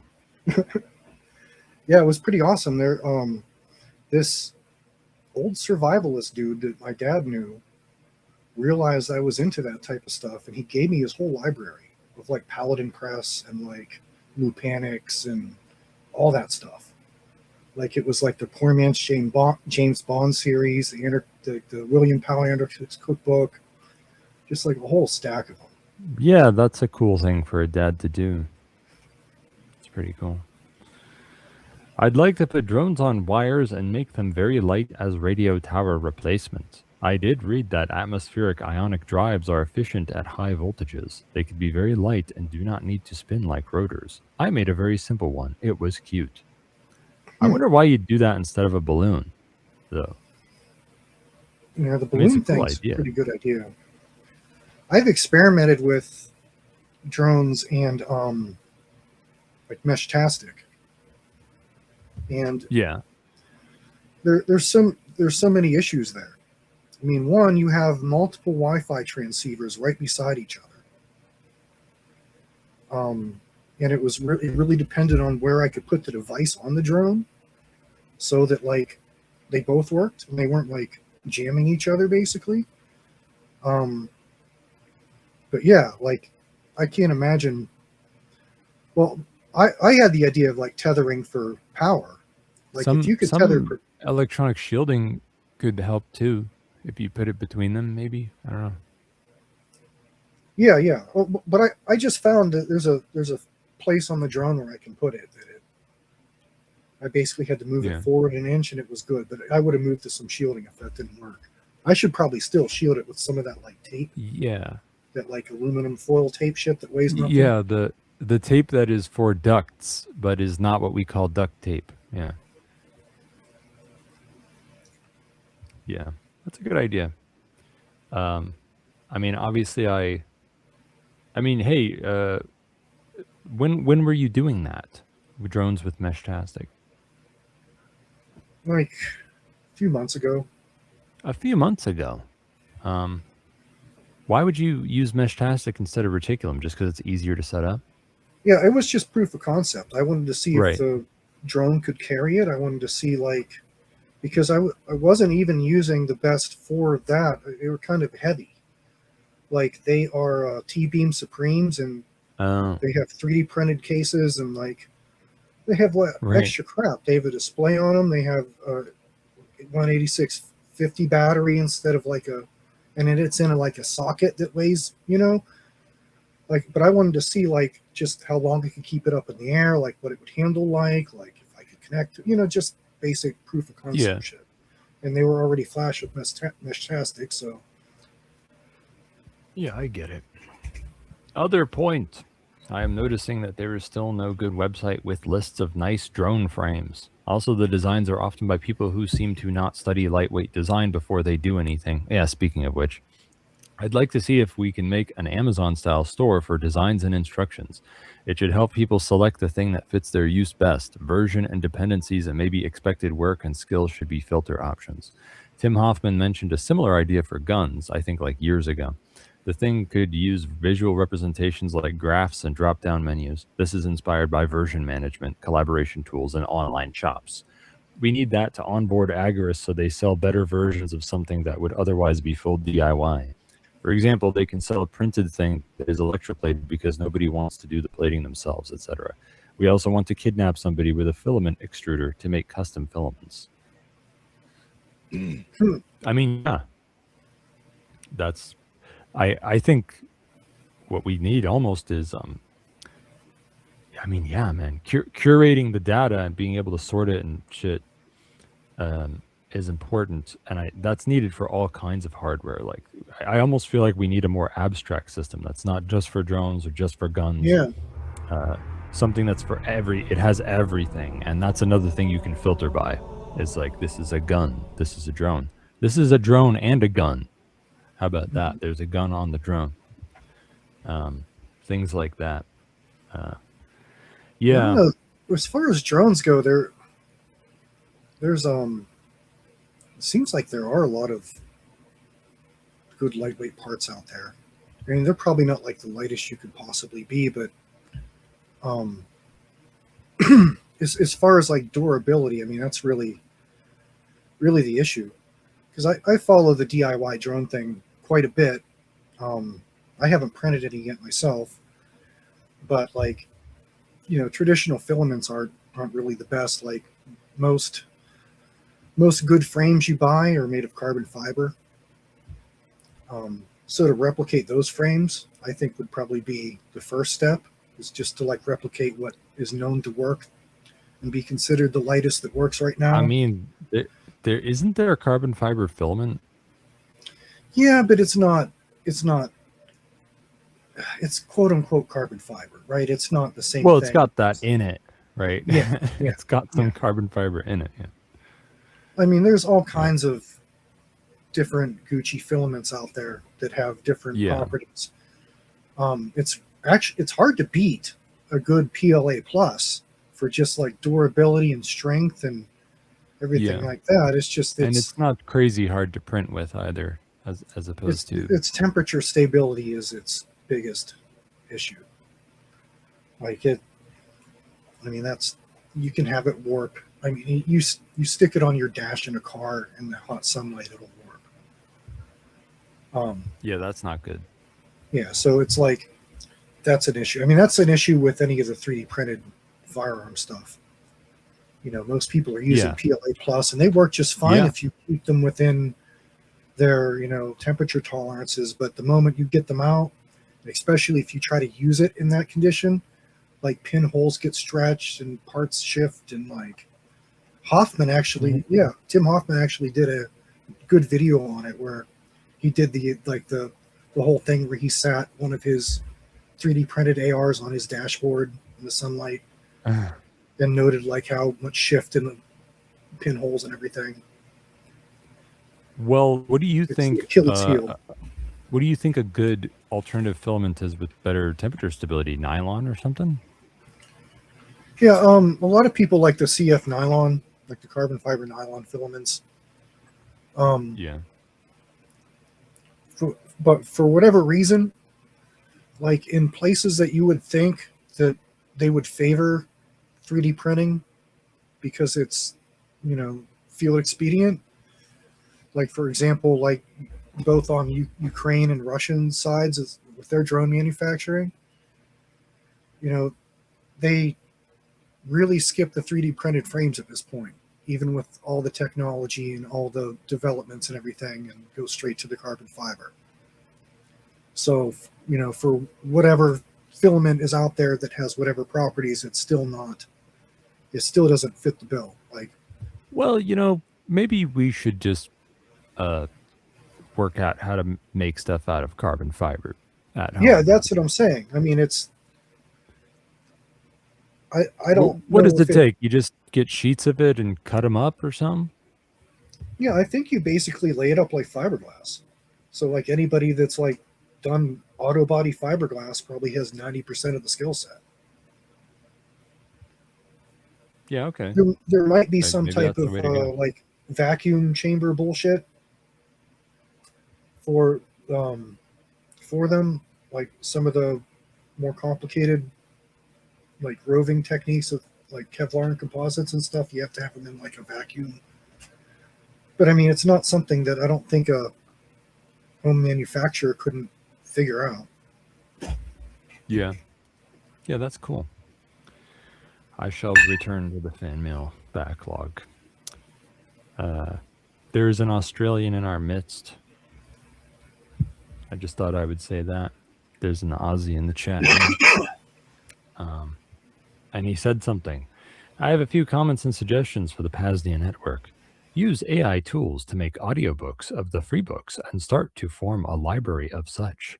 Shadrach mentioned Tower of Babel. This is a fascinating synchronicity, as I've studied belief systems, and I think this is the critical roadblock of scaling our mass adoption of sovereignty, no ruler ideology. To do a pod on exploring common beliefs and entrapments of statism. Also reviewing the epic Awesome Damon and Freedom TM books, which are must-read/listen for every voluntarist. It's like The Matrix meets Fight Club. I don't know what that is. Also, Brandon Joe Williams seems to be doing great work on the referenced legal side of forming micronations and separating from slavery system. My God. I feel like they're kind of way ahead of you with using.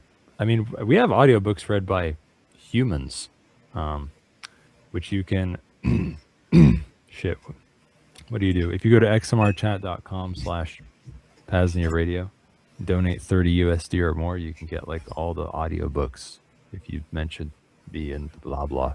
Also, if you donate 20 USD or more, you can get the not audiobooks. I didn't do any ad reads because because I ran out of time. I took an hour to do the news for some reason. Whatever. PlanetMindControl.com. Wow, this doco is mind-blowing. Coffee is soma. Amazing. Early. Yeah, go on. Oh, no, I just had an auditory response to that. Like, huh? Not my coffee. Not my soma. Gonna take my soma. Don't worry. If I wanted to kill you, you'd be dead by now. Fucking, I think it was Ted who sent a picture, and he said, "I feel like this is Thane's arc, since the radio is underground and he follows good privacy for the chosen to listen."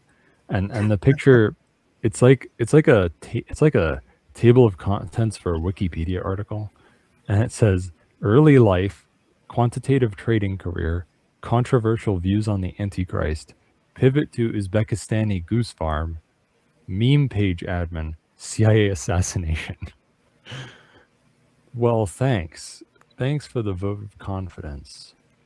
I can't confirm nor deny any parallels or lack thereof. Thane, I'm listening to the Matt Hill episode, and I love how you lean on your "you have to kill cops to get anything done" rhetoric while interviewing a guy clearly trying to build his brand. Well, I'm trying to build my brand too, and also I think that strengthened his brand, because he basically had to be like, yeah, I agree with you, in so many words, which strengthened his brand greatly. The Callum Johnson Show, Dr. Bobby Price, the fastest way to heal your brain, gut, and body. Whatever. Oh yeah, this guy says that we've been massively psyoped by this latest carnivore diet craze, which is going to rub all of us the wrong way, because we're all carnivore sympathizers. We're all victims of the psyop. I do kind of think, like, just eating only meat and absolutely nothing else is a little more extreme than you have to be. I think it's more important just to avoid, like, grains, legumes, most nuts and seeds, really. And just, like, if you're going to have carbs, it should be like fruit or tubers or root vegetables or something. That's kind of what I think.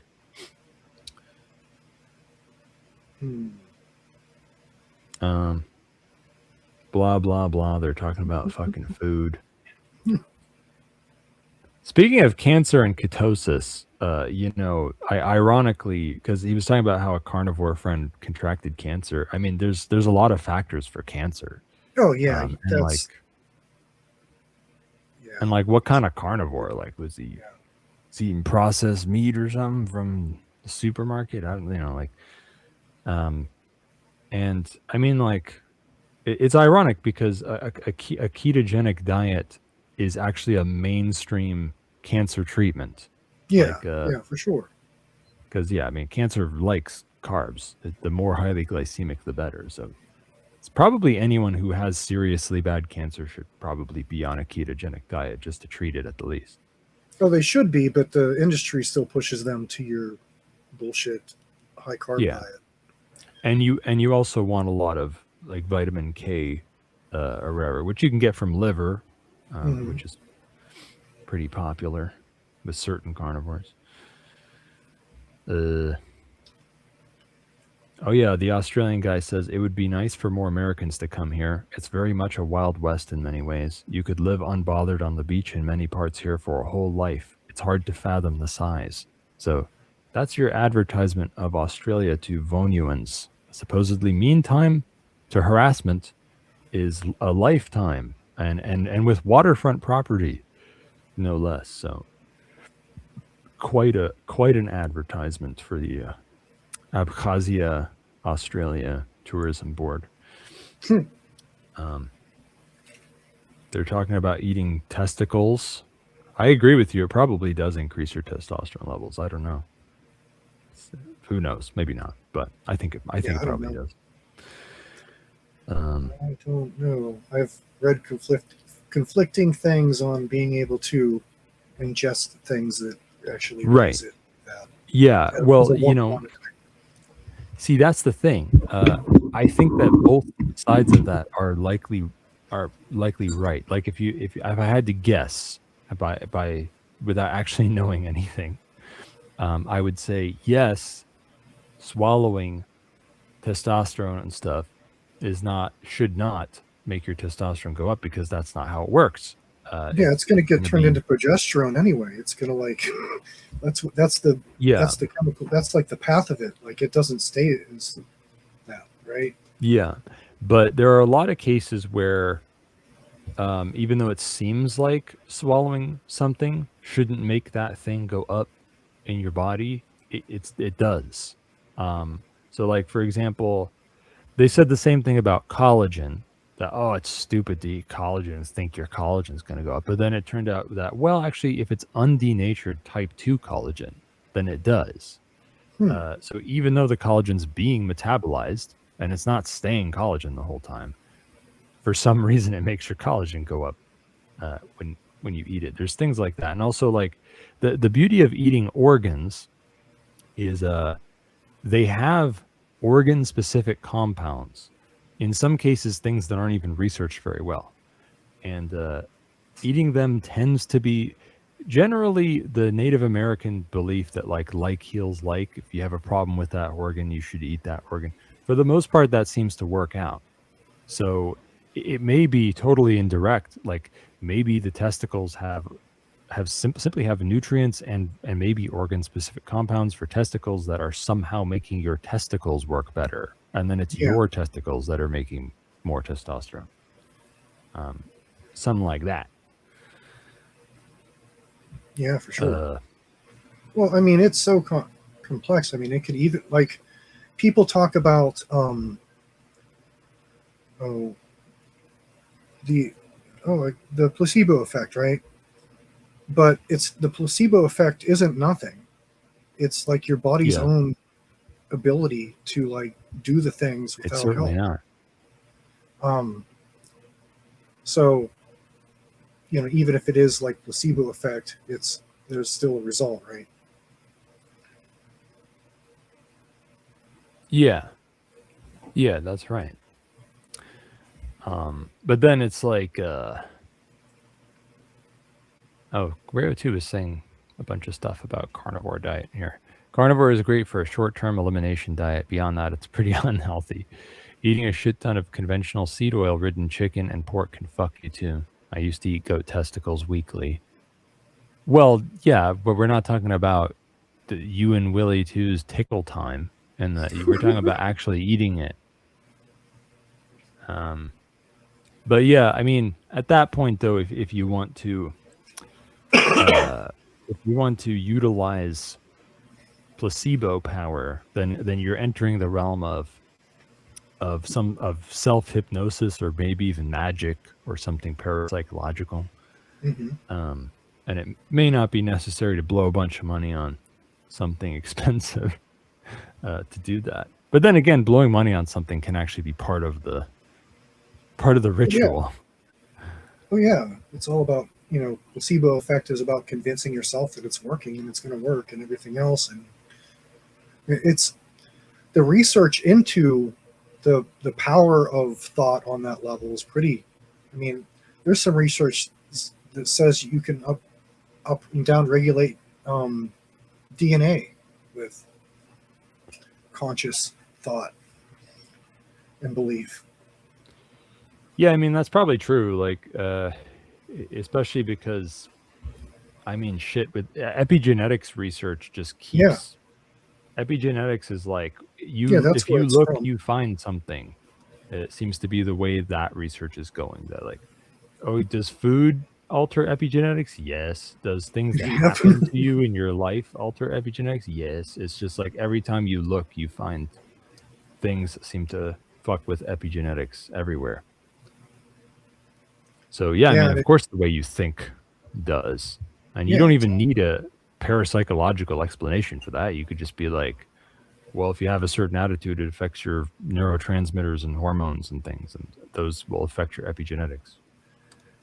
Oh, of course. I mean, that it's kind of accepted in pharmacology that they can change a neurotransmitter to get you to change your attitude, right? Like, it's kind of It's accepted bizarre. a little too. It's accepted a little too simplistically, I think. Yeah. Yeah. But when someone mentions they can do it by will, they're out of their minds, right? Serotonin's supposed to be the happy, content chemical. Why do I want to shoot up my school when I'm on SSRIs? It's pretty weird. I think I want to kill everyone and then myself. Well, here's the explanation behind that. If you look at serotonin and you look at what happens if you have too much serotonin, that's like the serotonin sickness or syndrome or whatever they call it, those side effects. That causes psychosis, right? Yeah, it causes psychosis, and the side effects mirror all the side effects of all the really bad side effects of SSRIs. So I'm not convinced that these pharmaceutical companies didn't know from the gate that all they're doing is giving people serotonin sickness and blunting their emotions in the process to make them more compliant.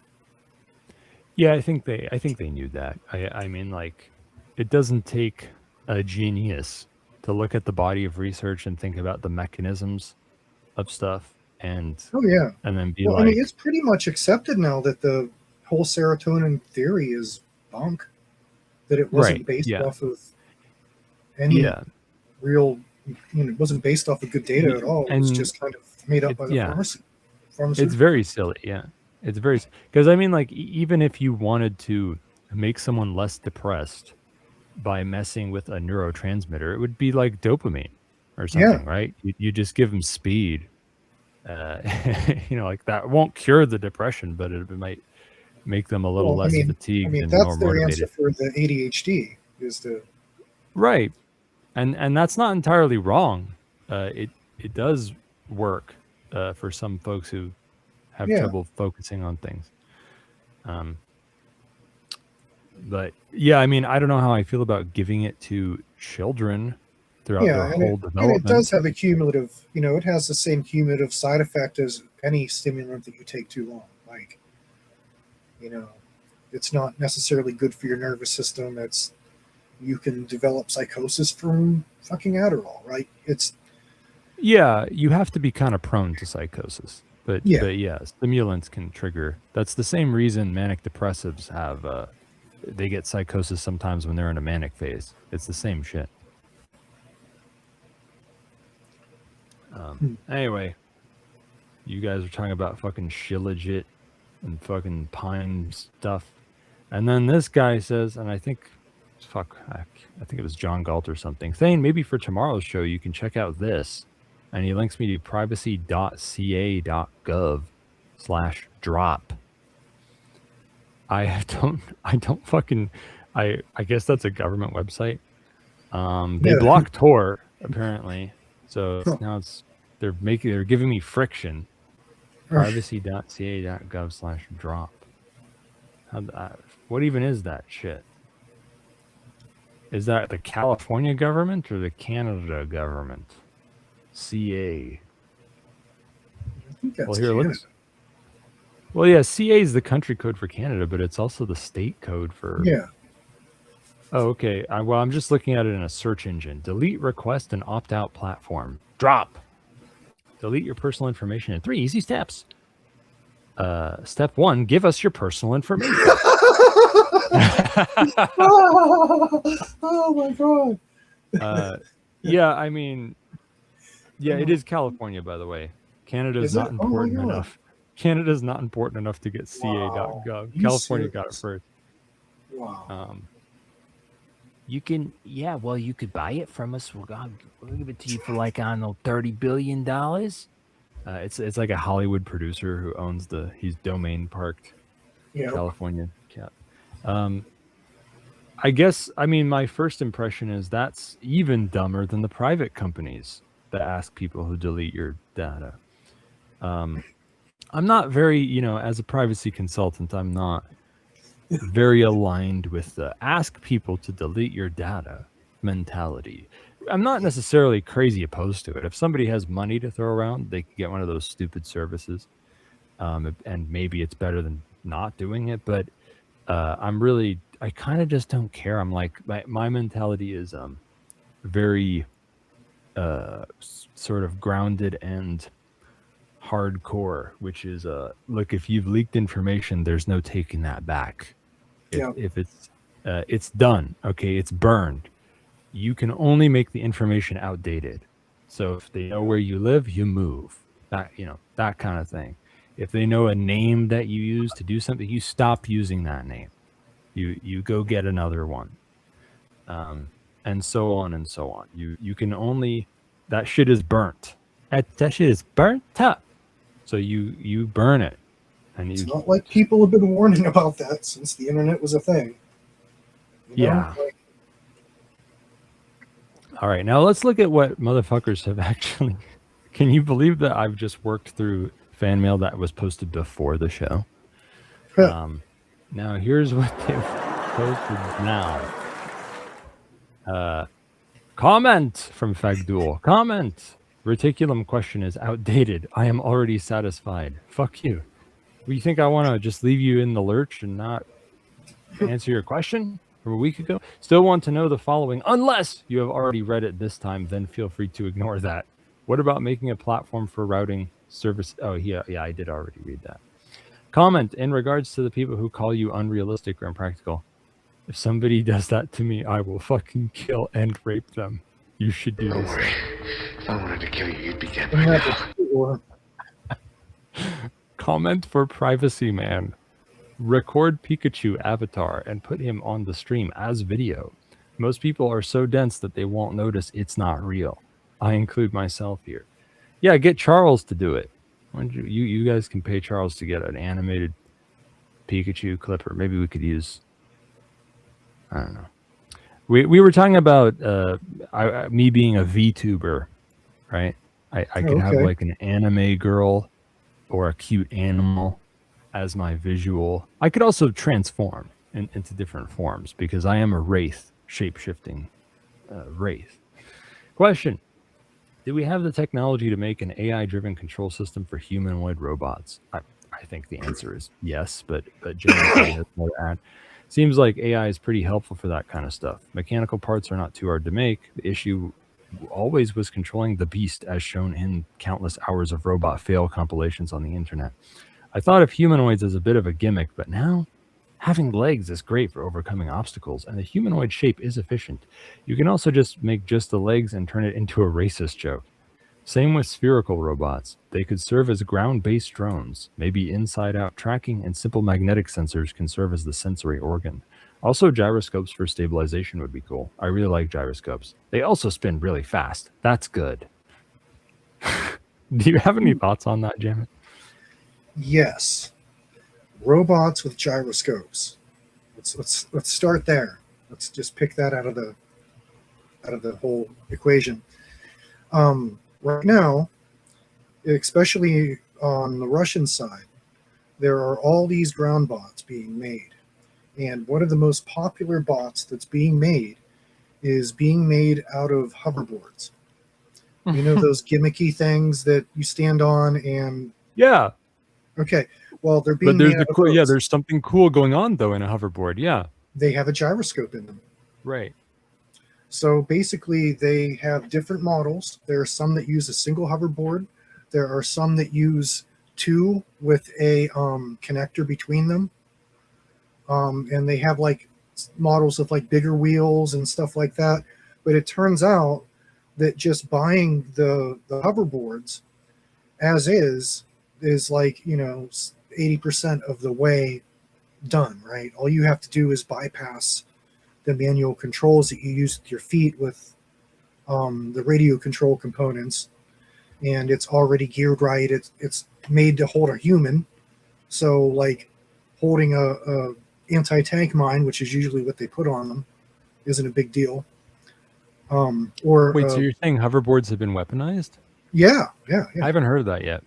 Oh yeah, they're like one of the premier platforms. They're like doing drives to collect them. People are like buying them and donating them. And how do I not know this?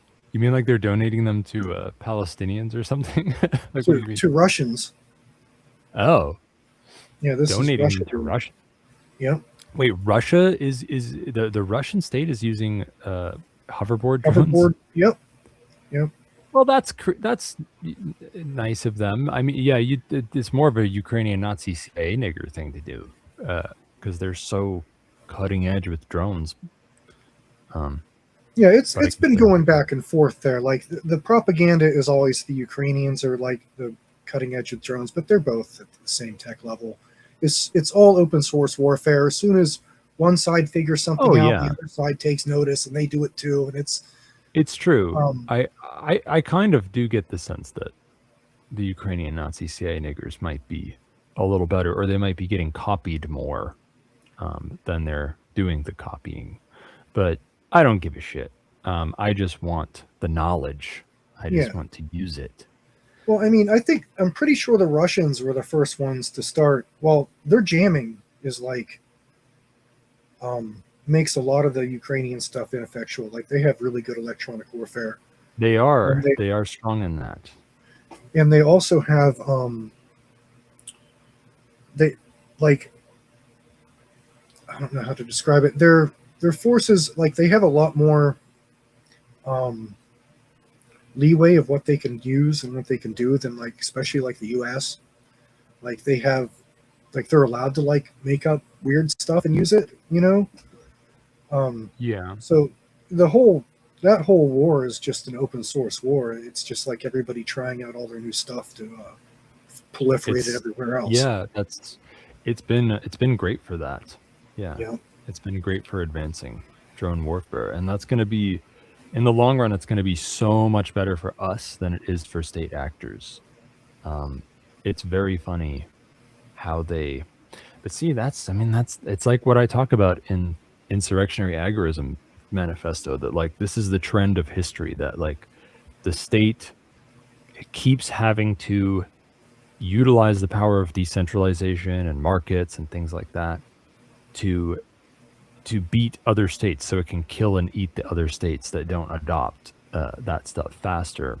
Yeah. And in the long run, they shoot themselves in the foot because they're just empowering their own demise. And a classic example of this is in the later half of the 20th century, guerrilla warfare became, more than ever, like the line between guerrilla warfare and conventional warfare has gotten very blurry because conventional militaries have had to become more and more and more guerrilla.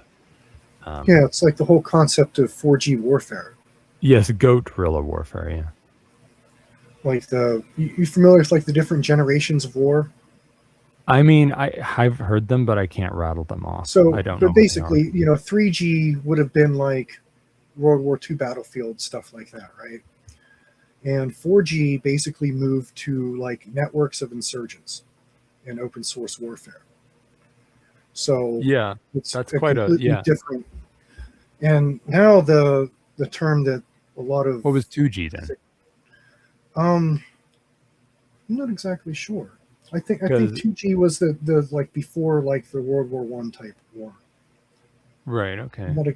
It's not on the top of my head. I mostly think and talk about 4G and 5. And 5G is basically a cognitive battlefield. The war is not anywhere. It's The in info everybody's head. war. Yeah, but not just like an info war. Actual cognitive warfare, not just propaganda, but like cognitive warfare techniques that aren't propaganda, but are behavior modification. Well, give us an example? Algorithmic control, Oh yeah, yeah. stuff like that. Oh, Not the Doc nudges. Barber says 2G is trench warfare. So I guess Yeah. 2G is like World War I then. Yeah. So and there's actual debate between the academics that talk about this stuff that there is no such thing as 5G. It's still 4G. It's just evolving and everything. But Yeah, I kind of almost feel that way too. I also think that this numbering system was clearly not made by history buffs who are into like medieval warfare and shit like that, because like there were so many generations before like one Yeah, and yeah, stuff. Like yeah, speaking of guerrilla warfare, like when guerrilla warfare truly came into its own was the American Revolution, yeah, because and like that changed everything and the whole world, because guerrilla warfare was pretty much something done by like Asians and Native Americans, yeah, and it's because the American colonists had to fight Native Americans, because Native Americans had been for forever, for hundreds of years, thousands of years, they'd been fucking killing each other in their sleep, you know, and like raping each other's kids and taking their scalps. You know, Plains Indians especially were fucking yeah. I crazy. mean, it depends on the tribes, but yeah. Yeah, certain Plains Indian tribes and things. Yeah, some tribes are not like that. And you know, those tribes were like everybody hated them. They were, you know, that's why like Yeah, they hated each other. They even hated their names themselves. today were basically meant like adversary. Was it? Isn't like the Sioux means adversary or something like that? I don't know. I wouldn't be shocked. But yeah, that like the Americans simply had to, because like you know, early American colonists were like British people. Their idea of war was like, it's like a duel, but you do it with a lot of guys. We Yeah, all stand in a line and just try to shoot at each other. There's no, and we wear bright red shirts. yeah. It was a battle There's between their toy soldiers. It wasn't. Yeah, it's almost like symbolic. It's like Yeah, it's not very down to earth. There's no sense of like, well, you should try to not get hurt, and like you should do whatever you can to win. Like you should go kill them while they're sleeping. You know, which so they had to adopt that just to live in America. And then when it came time to fight the British, you know, it wasn't going to work out for the British. So I mean, shit, and that's just one recent generation. I mean, fuck, you could get into siege warfare and blah blah blah. There's lots of generations before the first one. But whatever. Do you know what yeah. I Generation mean, 5 is? It's insurrectionary agorism. It's cipher mercs. That's what that yeah, is. yeah. That Even that falls might in not line be with true. it. Even that's kind of just 4G. I mean, it falls in line with the theory, though. I mean, that's cognitive warfare. Well, Rayo 2 is telling us that, yeah, Sioux is widely understood to mean enemy or adversary. And blah, blah, blah. It's some French shit. Looked like he copy-pasted it. Little snakes. That's cool, too. Yeah. Comment. I have Cherokee lineage, so Well, what's that one mean? I don't think fat it has gay any. nerd? Yeah, I don't know. I made myself laugh with a cruel joke. I'm sorry, Jamin. It's okay. I'm not fat, gay, or a nerd, so that's cool. now you're the jokester. Comment. Your Pikachu avatar must have his eyes blurred out. Or even better, put a shitty black bar over all his body, but so that it is too small and that you can see half of him. I kind of like that, actually. I might do that. You know, I could totally hook you up with the workflow to do that. I'd certainly like to see it. I'd like to see all your crap. Your shit should be published. Well, that's what I'm getting around to. It's all about getting a website up again, and I'm getting everything together. The way I figured out that I'm able to do things is I have to do things in blocks, like all of one thing at a time. So that's why I have such a backlog of things, but they're basically to the point now where they're ready to be published on something. I'm going to definitely hand some off to Shane, but like I've been wanting to get my own site up because I have a lot of stuff to put on it. Yeah, I'm probably, when I get a site, it's going to be some autistic shit, like a reticulum, or like a Gemini site or something. He says Cherokee means it either means people of a different speech or those who live in caves. Huh. Etymologists don't always know for sure. That's cool. Yeah, okay.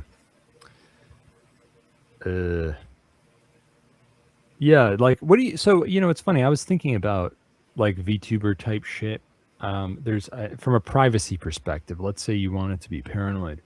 I feel like there's two ways to go about this. One is you just go with the voice only, and the AI has to sort of fill in the blanks of like what the expressions are and shit. And then the other is the concept of locking down, like actually having a camera pointing at someone, showing their face and shit, and like converting that Like the face swap type. Yeah, you convert that into like an anonymized data that's just like, here's how the face is moving and stuff. But I think the pitfall, even if you were super paranoid and you sent it through a data diode from an air gapped computer to another device, even then there's a privacy concern because your facial mannerisms could be used to identify you. They could be fingerprinted. I don't know how much progress has been made on doing that yet, but sooner or later it will be done. Well, as far as the face swap thing, you can do all of this in Comfy UI right now on local hardware. Then again, you could have AI anonymize the expressions too. You can have AI reinterpret the expressions and make new ones that are parallel to yours. It all depends on how you want to do the workflow. I mean, the probably the easiest way to do it would just to make a video and to basically feed that video into the AI. If you wanted to replicate your mannerisms, but if you didn't want to do that, I mean, just prompting it, would work. I think that's what I would do. I would kind of keep it simple. I just want like it doesn't have to be Pikachu, okay? Except now Pikachu's a running joke, so Pikachu's got to be one of them. All right, let's see what the fuck else we have here. Comment. I am running out of smart comments since roughly 8 months. Nobody would have noticed the difference though. Yeah, I ran out of good content for the show for about 6 months.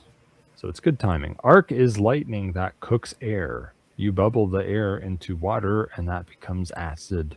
You put the dog's hair into the acid and add sulfur. Now you have gun cotton. You put the dog's hair in. Can you actually do it with dog hair? Dog hair does not work. It's a meme. Oh, okay. He already answered me.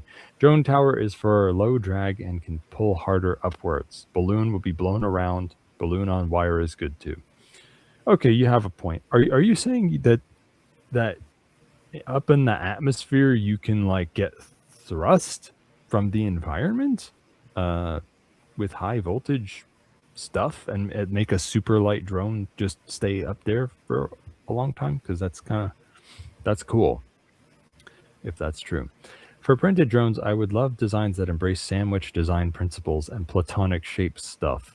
Also use LWPLA with foaming agent. That is light as fuck.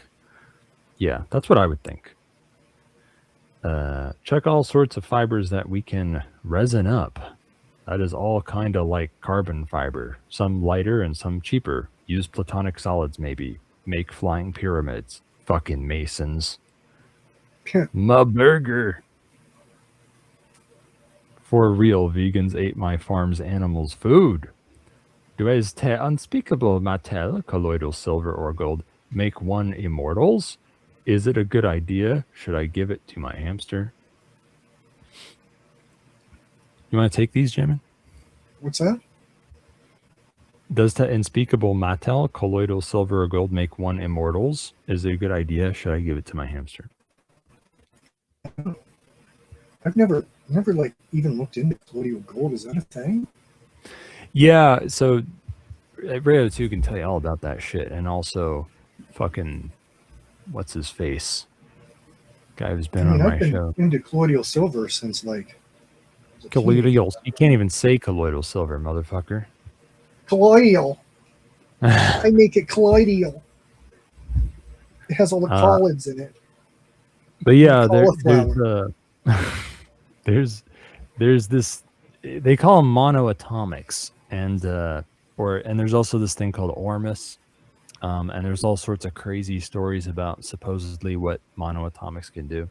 So colloidal silver can't make you immortal, but if you believe weird websites, then monoatomics can, and that's why ancient aliens were immortal, and that's why they were mining gold from the earth and shit. Oh, okay.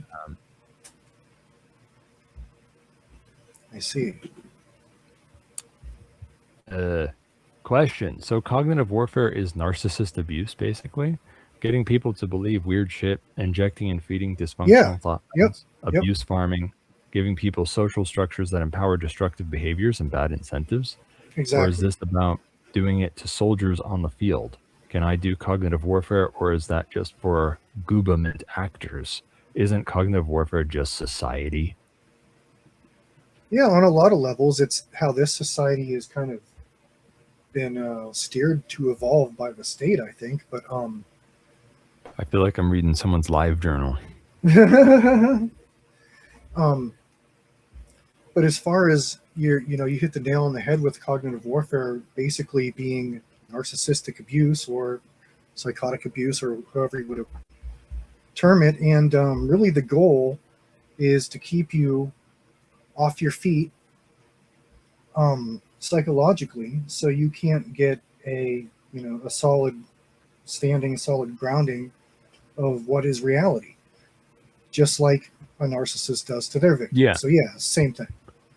It's just Yeah, on a mass scale, and it's like demoralization. mass formation. Yeah, it's like mass formation versus like individual psychology, right? Yeah. It's doing it on a mass scale.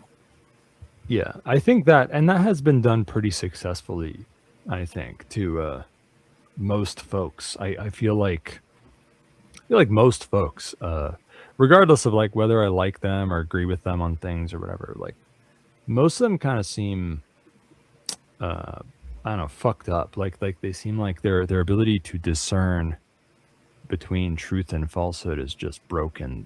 Their conscience is gone. They have no moral compass. They're just untethered. Well, I mean, that's kind of the point to it if you look into the psychology of it, right? Like the connection to personality disorders like NPD, like narcissism, or BPD, right? Those all stem from not having a psychic grounding in an identity. Like all of them are, that's why they're called personality disorders. They're a failure of the identity to individuate to a level that's functional, right? And that is exactly the way that you would want your people that you're trying to manipulate to, exist in that state all the time. It's a shame that you're then stuck with those people being your slaves, though, because it means that when there is a little group of people that doesn't fall for it and has superior ways of cooperating, that they can grow and then destroy you. It also means that you are killing your own golden geese. You're killing your own. Yeah. The parasite kills the host kind of thing. Oh, for sure. I think it's the the whole Moloch thing, right? It's the whole reference of you're feeding the future generations into this fire that's just consuming them. Is what's happening. Question: opinions on rigid airships? I had issues with envelopes, so I went to wanting quasi-rigid approach. Stiffness can be exploited. Do you have any thoughts on that? Because I haven't really given much thought to airships. I think the whole idea is awesome, and I'm kind of paying attention to the discussion on it. I feel the same way. Yeah, I feel like you and also maybe Calypso are the guys who kind of think about that stuff. You're the top of the game here, so you're just going to get like dumb stares and silence. Yeah, but I can learn. We can learn. We're fast learners, so maybe we'll have a smarter opinion after we learn something. Air breathing ionic drives are real. He confirms. That's cool. Wow, that's so I think you're right. Then if you can just get it to stay up there for free, then yeah, maybe a tiny drone is better than a balloon for an antenna. Yeah, that would be great. Yeah, because I figured out I need like to get line of sight to the closest person that I'd want to get line of sight communication with. I'd need like, we'd both need like 60-foot towers, you know? So having a very inexpensive, cheap drone that could stay up in the air. Yeah, the last time you were here on the show, you told us some cool stuff about putting low-cost tensor chips in camera devices so they could like run small image recognition, object recognition, AI model. Yeah. And the thing that stuck with me when we talked about that last time is how much more powerful this thing makes something like a LoRa mesh network, right? Because, I mean, something funny about this came up actually in the PAZNIA Anti-National Security Agency chat, because as some listeners may know, I've gotten around to starting a project for a private chainless tokenized mesh network, and I posted a first draft of some core goals, which are called hard, dark, growing, and slippery. And right now I'm getting feedback on that, and we're talking about it in the PAZNIA Anti-National Security Agency for now, which listeners can find at paznia.com/simplex. But anyway, Avalon Centrifuge made a joke that LoRa is only good for sending texts and cryptocurrency, but likely not for drone striking cops. And I couldn't help but think, with low-cost tensor chips on the drones and the right specialized AI models, maybe sending a text prompt over LoRa is good enough to run drone strikes. What do you think? Eventually. I mean, Eventually, yeah. Well, yeah, the key part there was with the right specialized AI models. Yeah. Well, I would even say that a lot of that is already a thing. LoRa is already being used for drone control. I mean, it's one of the main. Yeah, I guess like bands used for, or not. It's not just a band, but you know what I mean. Like, but it's one of the main ones used for the long range drones. They operate in like the 920 megahertz, or like around there, or 800 something. I guess what he was getting at is like, he's thinking of like getting a camera feed from the drone. Okay, yeah. And I mean, hey, to be fair, I actually brought up Husky Cam on my show today, which it's a video streaming software that it streams video as ASCII art, basically. Oh, cool. So it's a very low bandwidth video streaming thing. And it almost makes me wonder, like, I wonder what frame rate I could get over LoRa at any given resolution with Husky Cam. Well, I think maybe just LoRa is the wrong thing to use. Like, oh yeah, sure. Like Wi-Fi Halo would be better for that application. What's Wi-Fi Halo? Wi-Fi Halo is long range 2.4 gigahertz Wi-Fi. It competes with LoRa as far as the range goes. It's newer.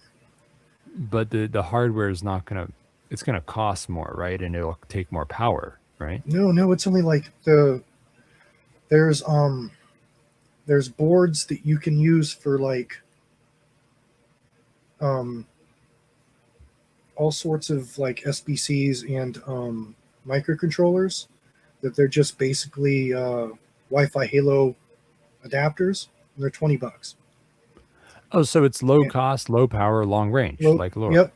Yeah, just like LoRa, except it's higher bandwidth, and it uses 2.4 gigahertz instead of like 950 or whatever. Is there any benefit for latency, or does that question even make any sense? Well, it's going to have better. I mean, the whole thing is it's better latency. It's what's being used for like combat area networks and stuff. Yeah. So why the hell aren't we using Wi-Fi Halo instead of LoRa? It just sounds better.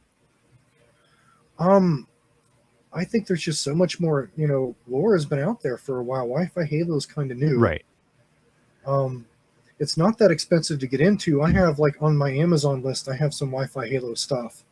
Oh, what's the bandwidth comparison look like between LoRa and Wi-Fi Halo? I'm pretty sure it's like orders of magnitude bigger. It's like in megabytes or high bytes versus like, LoRa is very low. I'd have to look it up, the actual. I take it encryption over Wi-Fi Halo is not illegal yet because it's Wi-Fi. Yeah, exactly. I mean, anything you can do over Wi-Fi, you can do over Wi-Fi Halo. That sounds like a game changer. Yeah, that's why I'm looking into it. I mean, I'm going to do Reticulum over LoRa too, but like I'm looking to expand my surveillance stuff, and right. Halo is where it's at for that. You'll at least be able to get. You might not be able to get live feed, but you'll at least be able to download video and stuff like that, right? Like get frames a lot easier than you could get off of LoRa. So there's the device that is like the little thing you use for builds, right? It's just the module. And then Heltec also has, I think it's Heltec, they have a little mini router that has everything all together that's like $80. So it's when like you say everything all together, what do you mean exactly? It's basically a lightweight host with the 802.11 regular Wi-Fi and the it's a gateway. It's like a gateway between regular Wi-Fi and Wi-Fi Halo. Yes, and they're only about $80, and they're little mini things that run off a 5-volt USB. Like they're small enough that you could use them mobile with a little battery bag. Yeah, like that's cool. Yeah, and they don't really require any building at all. Like, I mean, they're more expensive than the little $20 modules, but like they're already ready to go. You just plug into them. You have 2 of them. You set them up to connect. If you're doing like point to point, right? And you connect them. You don't build anything. Yeah, well, one of the many things that makes Reticulum superior to Meshtastic is it's not married to LoRa. It doesn't care. Yeah, exactly. Work over anything. Yeah, it can work over regular TNC even. It could work over Dixie cups, maybe. And plus, Meshtastic does a lot more broadcasting. Oh, yeah. Well, that's putting it lightly. I mean, it's not just, even a real. It might as well be a signal beacon, is what it should be. It's exactly. It just every node relays everything. It's retarded. Yeah, it's easy to. It was easy to build and fun to play with, and it got people into LoRa mesh networking and stuff like that. But that's it. Well, I think it still has applications and stuff. It's just, I don't know, like people trying to, integrate it with things like attack, like the Android Tactical Awareness Toolkit thing. That's all people need is another radio beacon on them,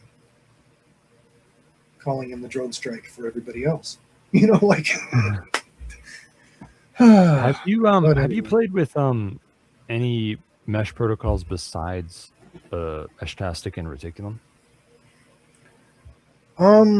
I've played with LibreMesh, and I even forget what they use. They have a firmware that you can download and just put on stuff, and it meshes. Have you played with Yggdrasil? No. Does anything come to mind that like might be competitive with Reticulum, like good enough to consider? No, I think Reticulum's like, I think it's probably the coolest thing in a long time. Yeah. I don't really see anything. I mean, it's a whole protocol stack. It's like people compare these things that aren't even a protocol stack against it. It's like, what? It's not the same thing, right? It's it's a whole new way of interneting. It's not just Yeah. a mesh network, right? Yeah.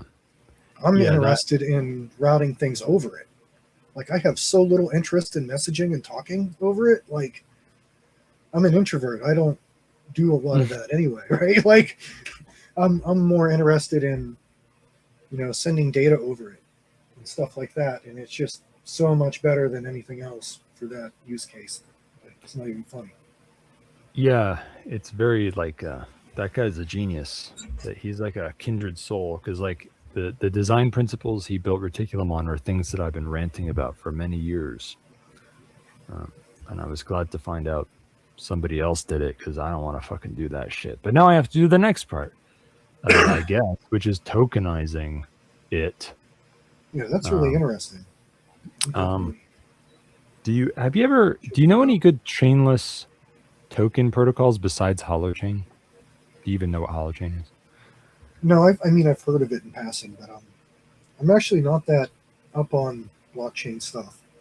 Well, it's not blockchain; it's chainless. But yeah. Well, blockchain adjacent crypto. Wow. You can just say cryptocurrency. Thank you.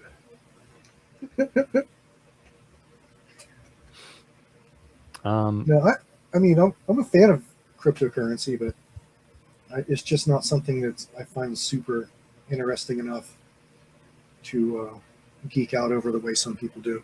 I use it.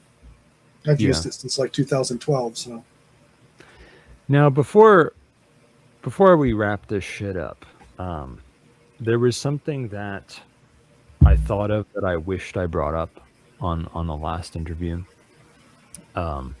afterwards or whatever.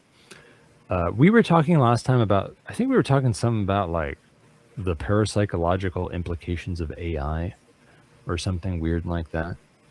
And there's something that's been on my mind for the last several months that I wanted to bring up last time, but I thought that I should have, which is the parapsychological implications of quantum computing. Do you have any thoughts on that? Like,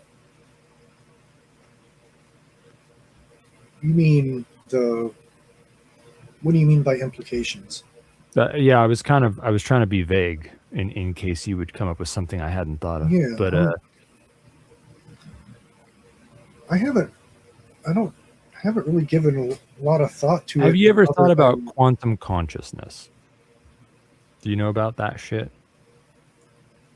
I might know about it by some other name. Explain the premise. Well, like, I'm not even talking about like, I feel like what most people think of, if I said that, is they're thinking of like Deepak Chopra, what the bleep do we know, style, that the observer effect, it means that the way we observe things determines reality, like sort of hippie new age drawl. I'm not even talking about that. I'm talking about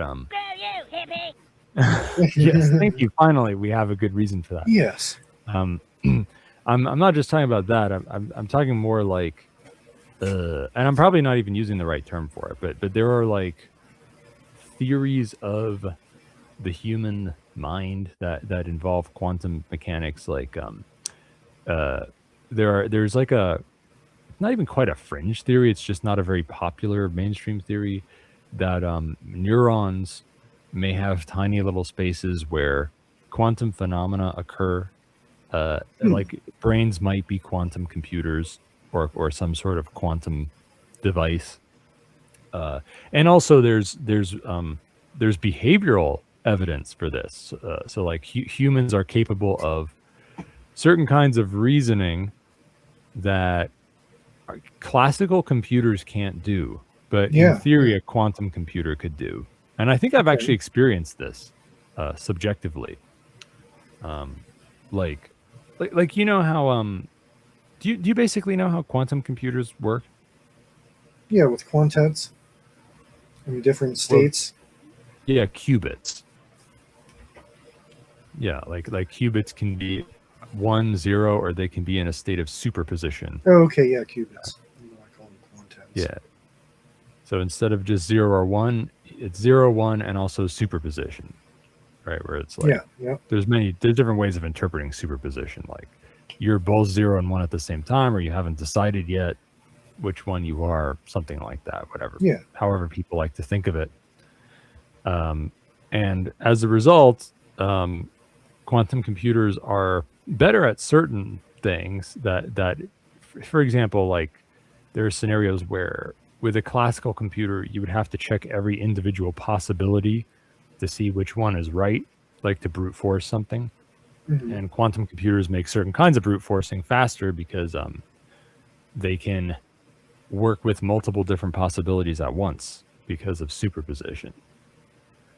Something like that. And I feel like I've experienced that subjectively, and like they've proven in research that humans can do things like that. And I've experienced it where like you're playing like fucking Minesweeper or something, and like at first when you've eliminated all the low hanging fruit, you know, like this one is touching only one tile, this twos are touching only two tiles. You've eliminated all the easy stuff. And now it's not immediately obvious what the next thing to do is. And usually what you do at first is you do the classical computer way. It's like, well, let's see if the mine was here, would that make sense? If the mine was here, would that make sense? And you try and find one that doesn't make sense. But if you get good or you're smart or whatever, or something, if you're lucky, your intuition sort of comes out or something, for lack of a better word, and you can perceive multiple possibilities at once.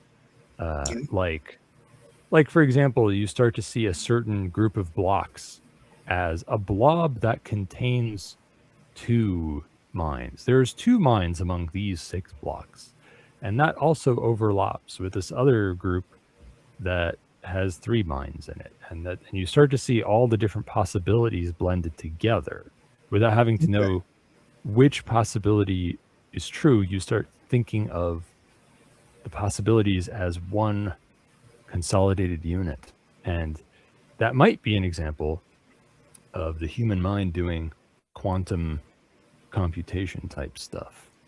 Well, Anyway, that's exactly in line with what I was talking about earlier. What you're describing are the cognitive input. There's an introverted intuition function and an extroverted intuition function. And what you're describing a combination of both. Like extroverted intuition basically intuits from the data set of the external. That's why it's called like extroverted intuition. So like it's like all the like human collective conscious is what it intuits out of, right? And then you have introverted intuition, and its data set for intuition are your subjective experiences. And the introverted intuition is one that can't be modeled. It's one of the whole cognitive function stack. It's one of the functions that they just can't model because they don't understand how it works. Just like you were talking about, it's not logical, it's not rational, it's algorithmic, but we don't know the algorithm, right? That type of thing. Well, maybe if our pal Elon Musk can put a chip in everyone's brain, then we can start modeling it.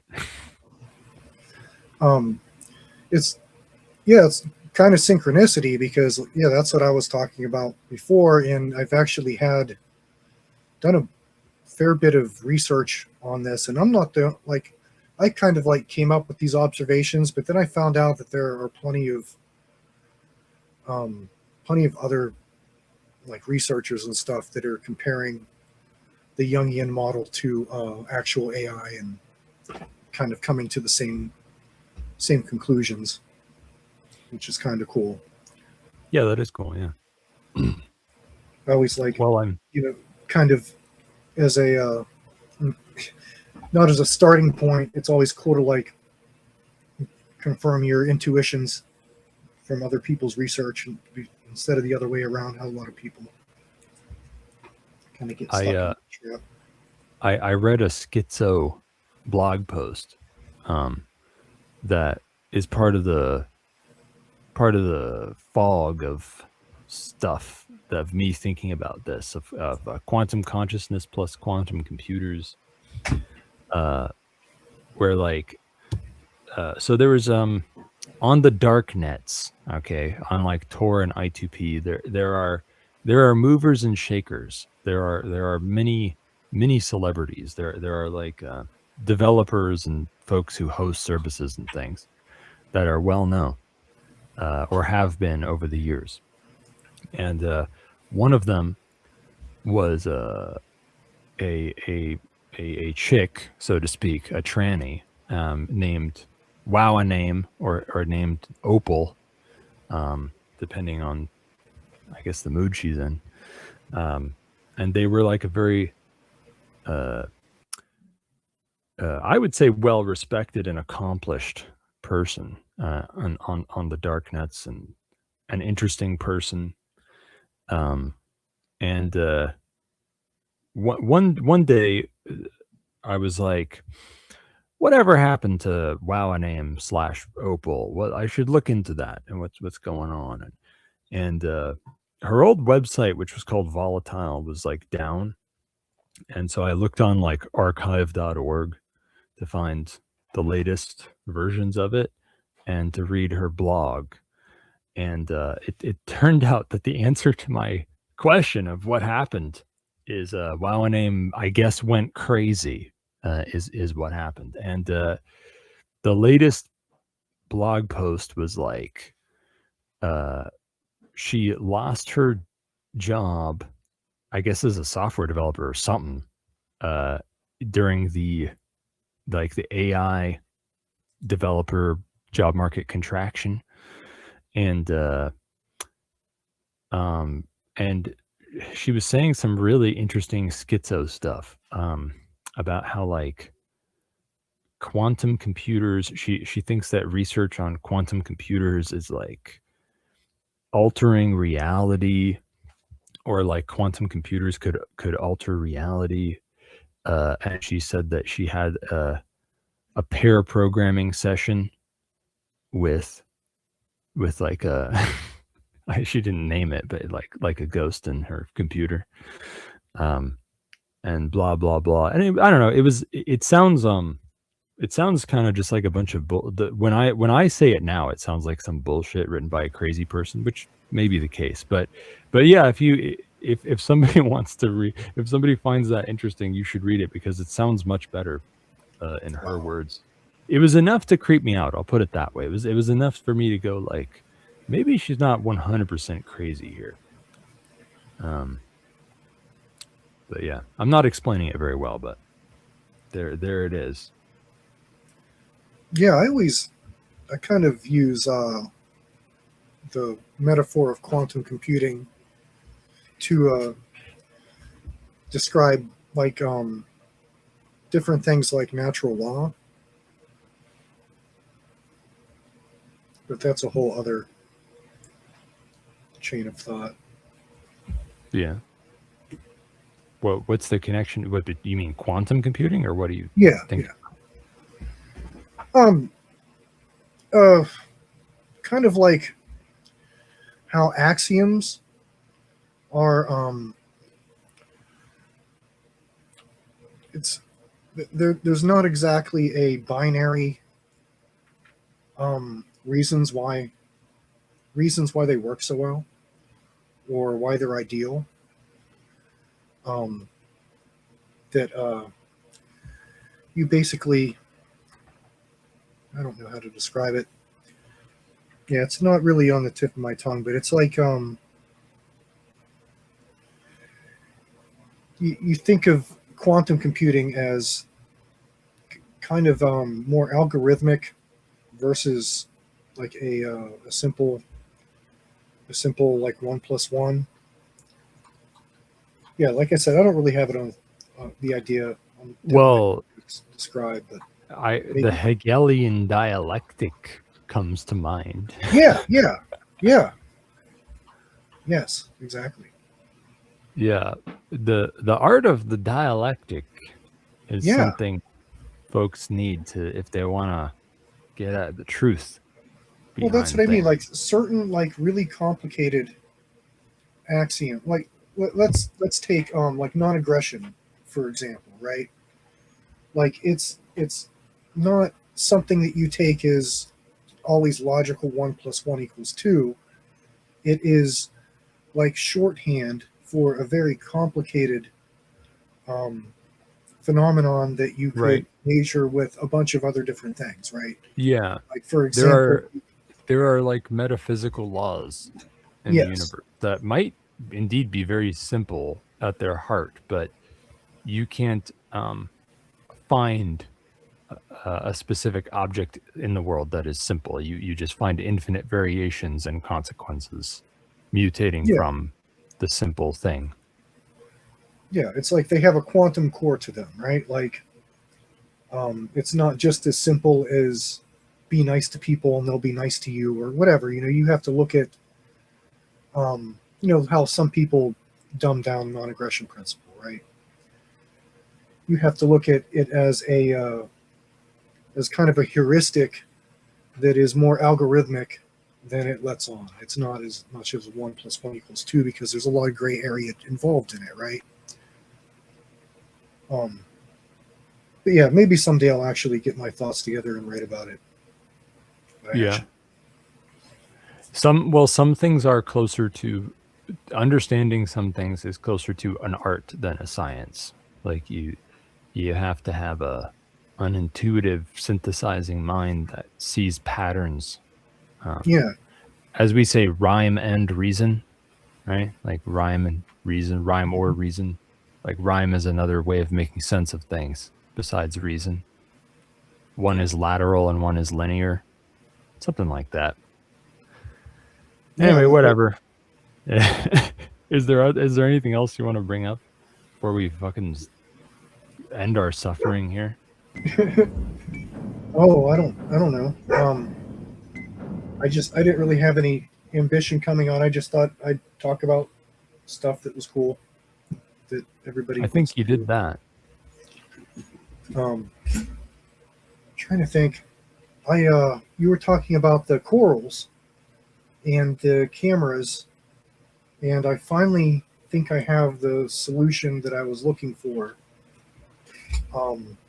with my video surveillance system, and I based it off of a stripped down Dell laptop that, of course, you know, it has a management engine neutralized and all that, and it actually accepted 2 Coral TPUs, which I Huh. thought was pretty cool. It had 2 slots. I thought the one slot was just like, you know how they whitelist certain cards to go in it? Yeah.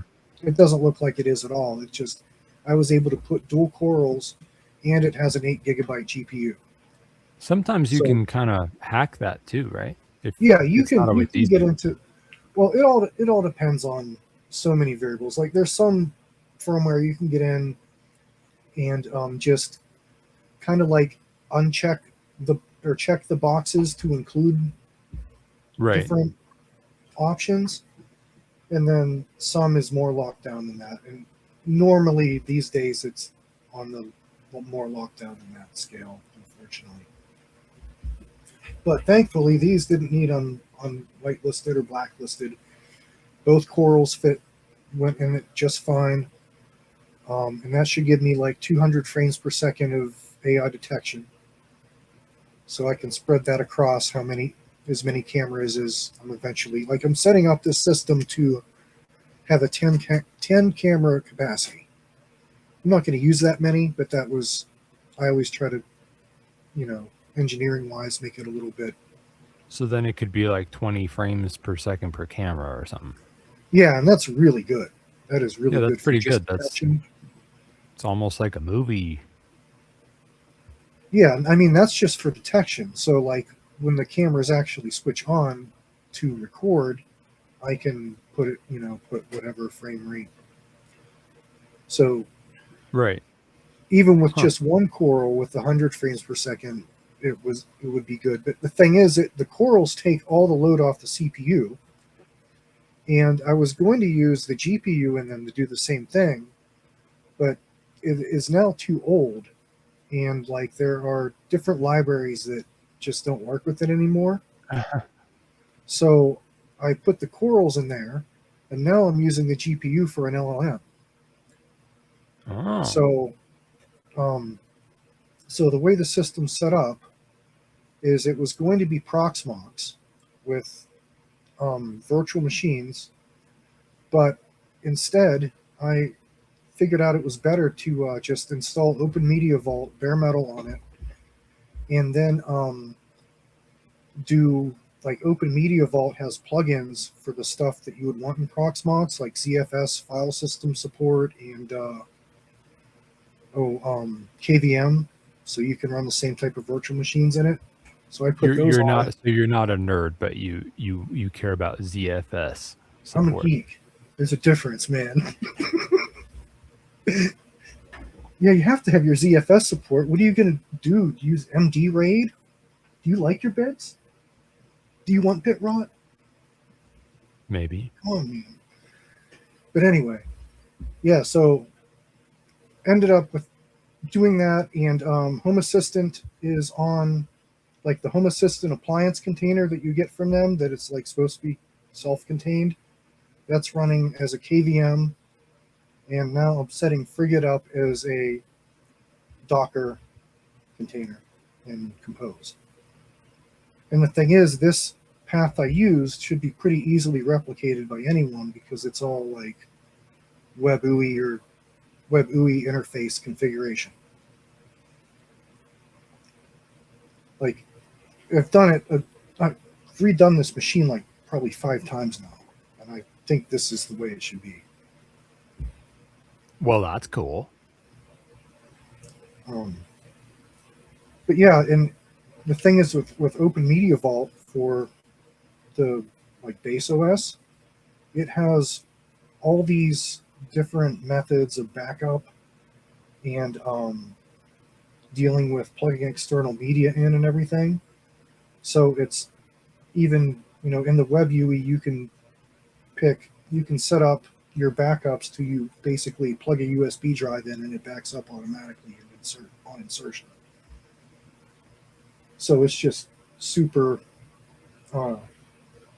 usable for the whole, video surveillance box thing. Yeah, it's funny. I wouldn't have thought to use Open Media Vault, but I guess I can see why.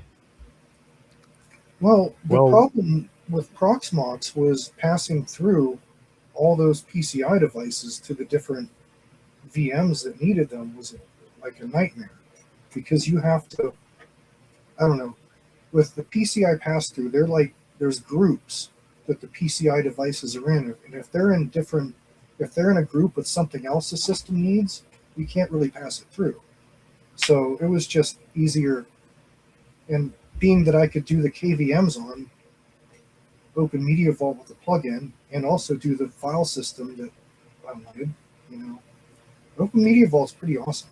It sounds more versatile than I would have thought.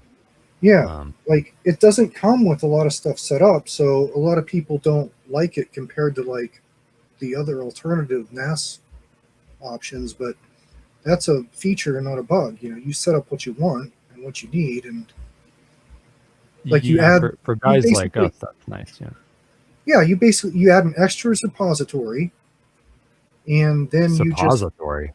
You put the suppository in and insert it deep within your nether regions, and that's all you have to do is basically choose those options from the menu. And did you mean to say repository? Did I actually say suppository? You said suppository. I think so. That'd be awesome.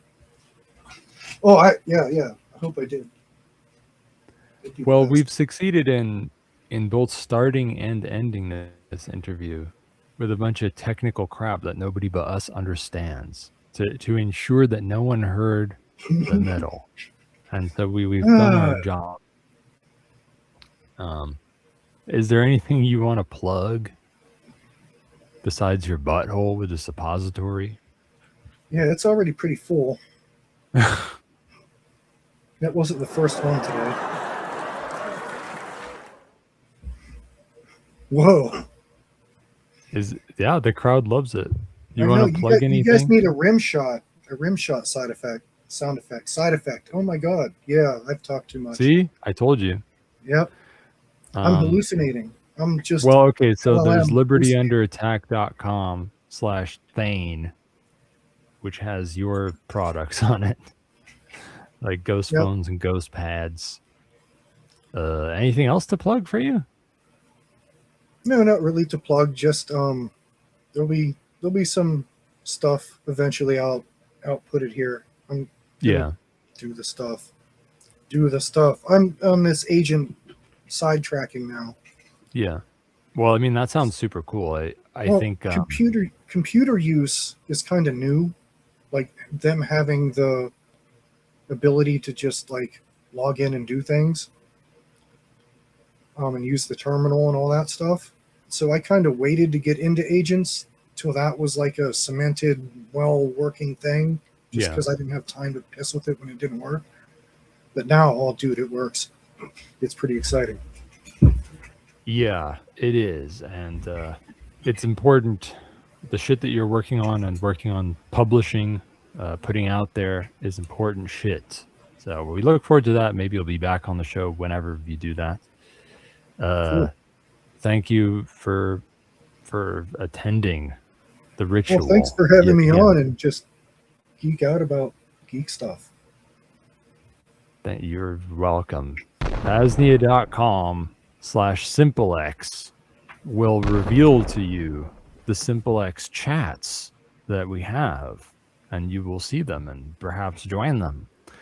If you know anyone, any males of military age, like 13 to 25, now or 10 years from now, tell them that we're on TikTok at PAZNIA Radio. Also, I'm a super serious, good privacy and security consultant and so forth, and you should pay me to assist you. I go to vonupodcast.com/CD. Get me on SimpleX and Session. On my next show, nobody knows what I'm going to do. I don't know what I'm going to do. I don't have the energy to make up something. You know what it is. You're going to be here crawling back to me like an addicted little monkey. Okay? You're going to be freebasing Pikachus. What? You're going to be freebasing Pikachus. Freebasing Pikachus. The fucking goats are having an explosives training session now. Okay? I'll leave you with a quote from Rudolf Steiner. For every one step that you take in the pursuit of the hidden knowledge, take 3 steps in the perfecting of your own character. Self-Liberation Saturday will keep going for some hours still with maybe sundry PRN deprogramming. It was going to be PAZNIA folklore and stuff, but maybe we talked over all that, so maybe it's not going to happen now.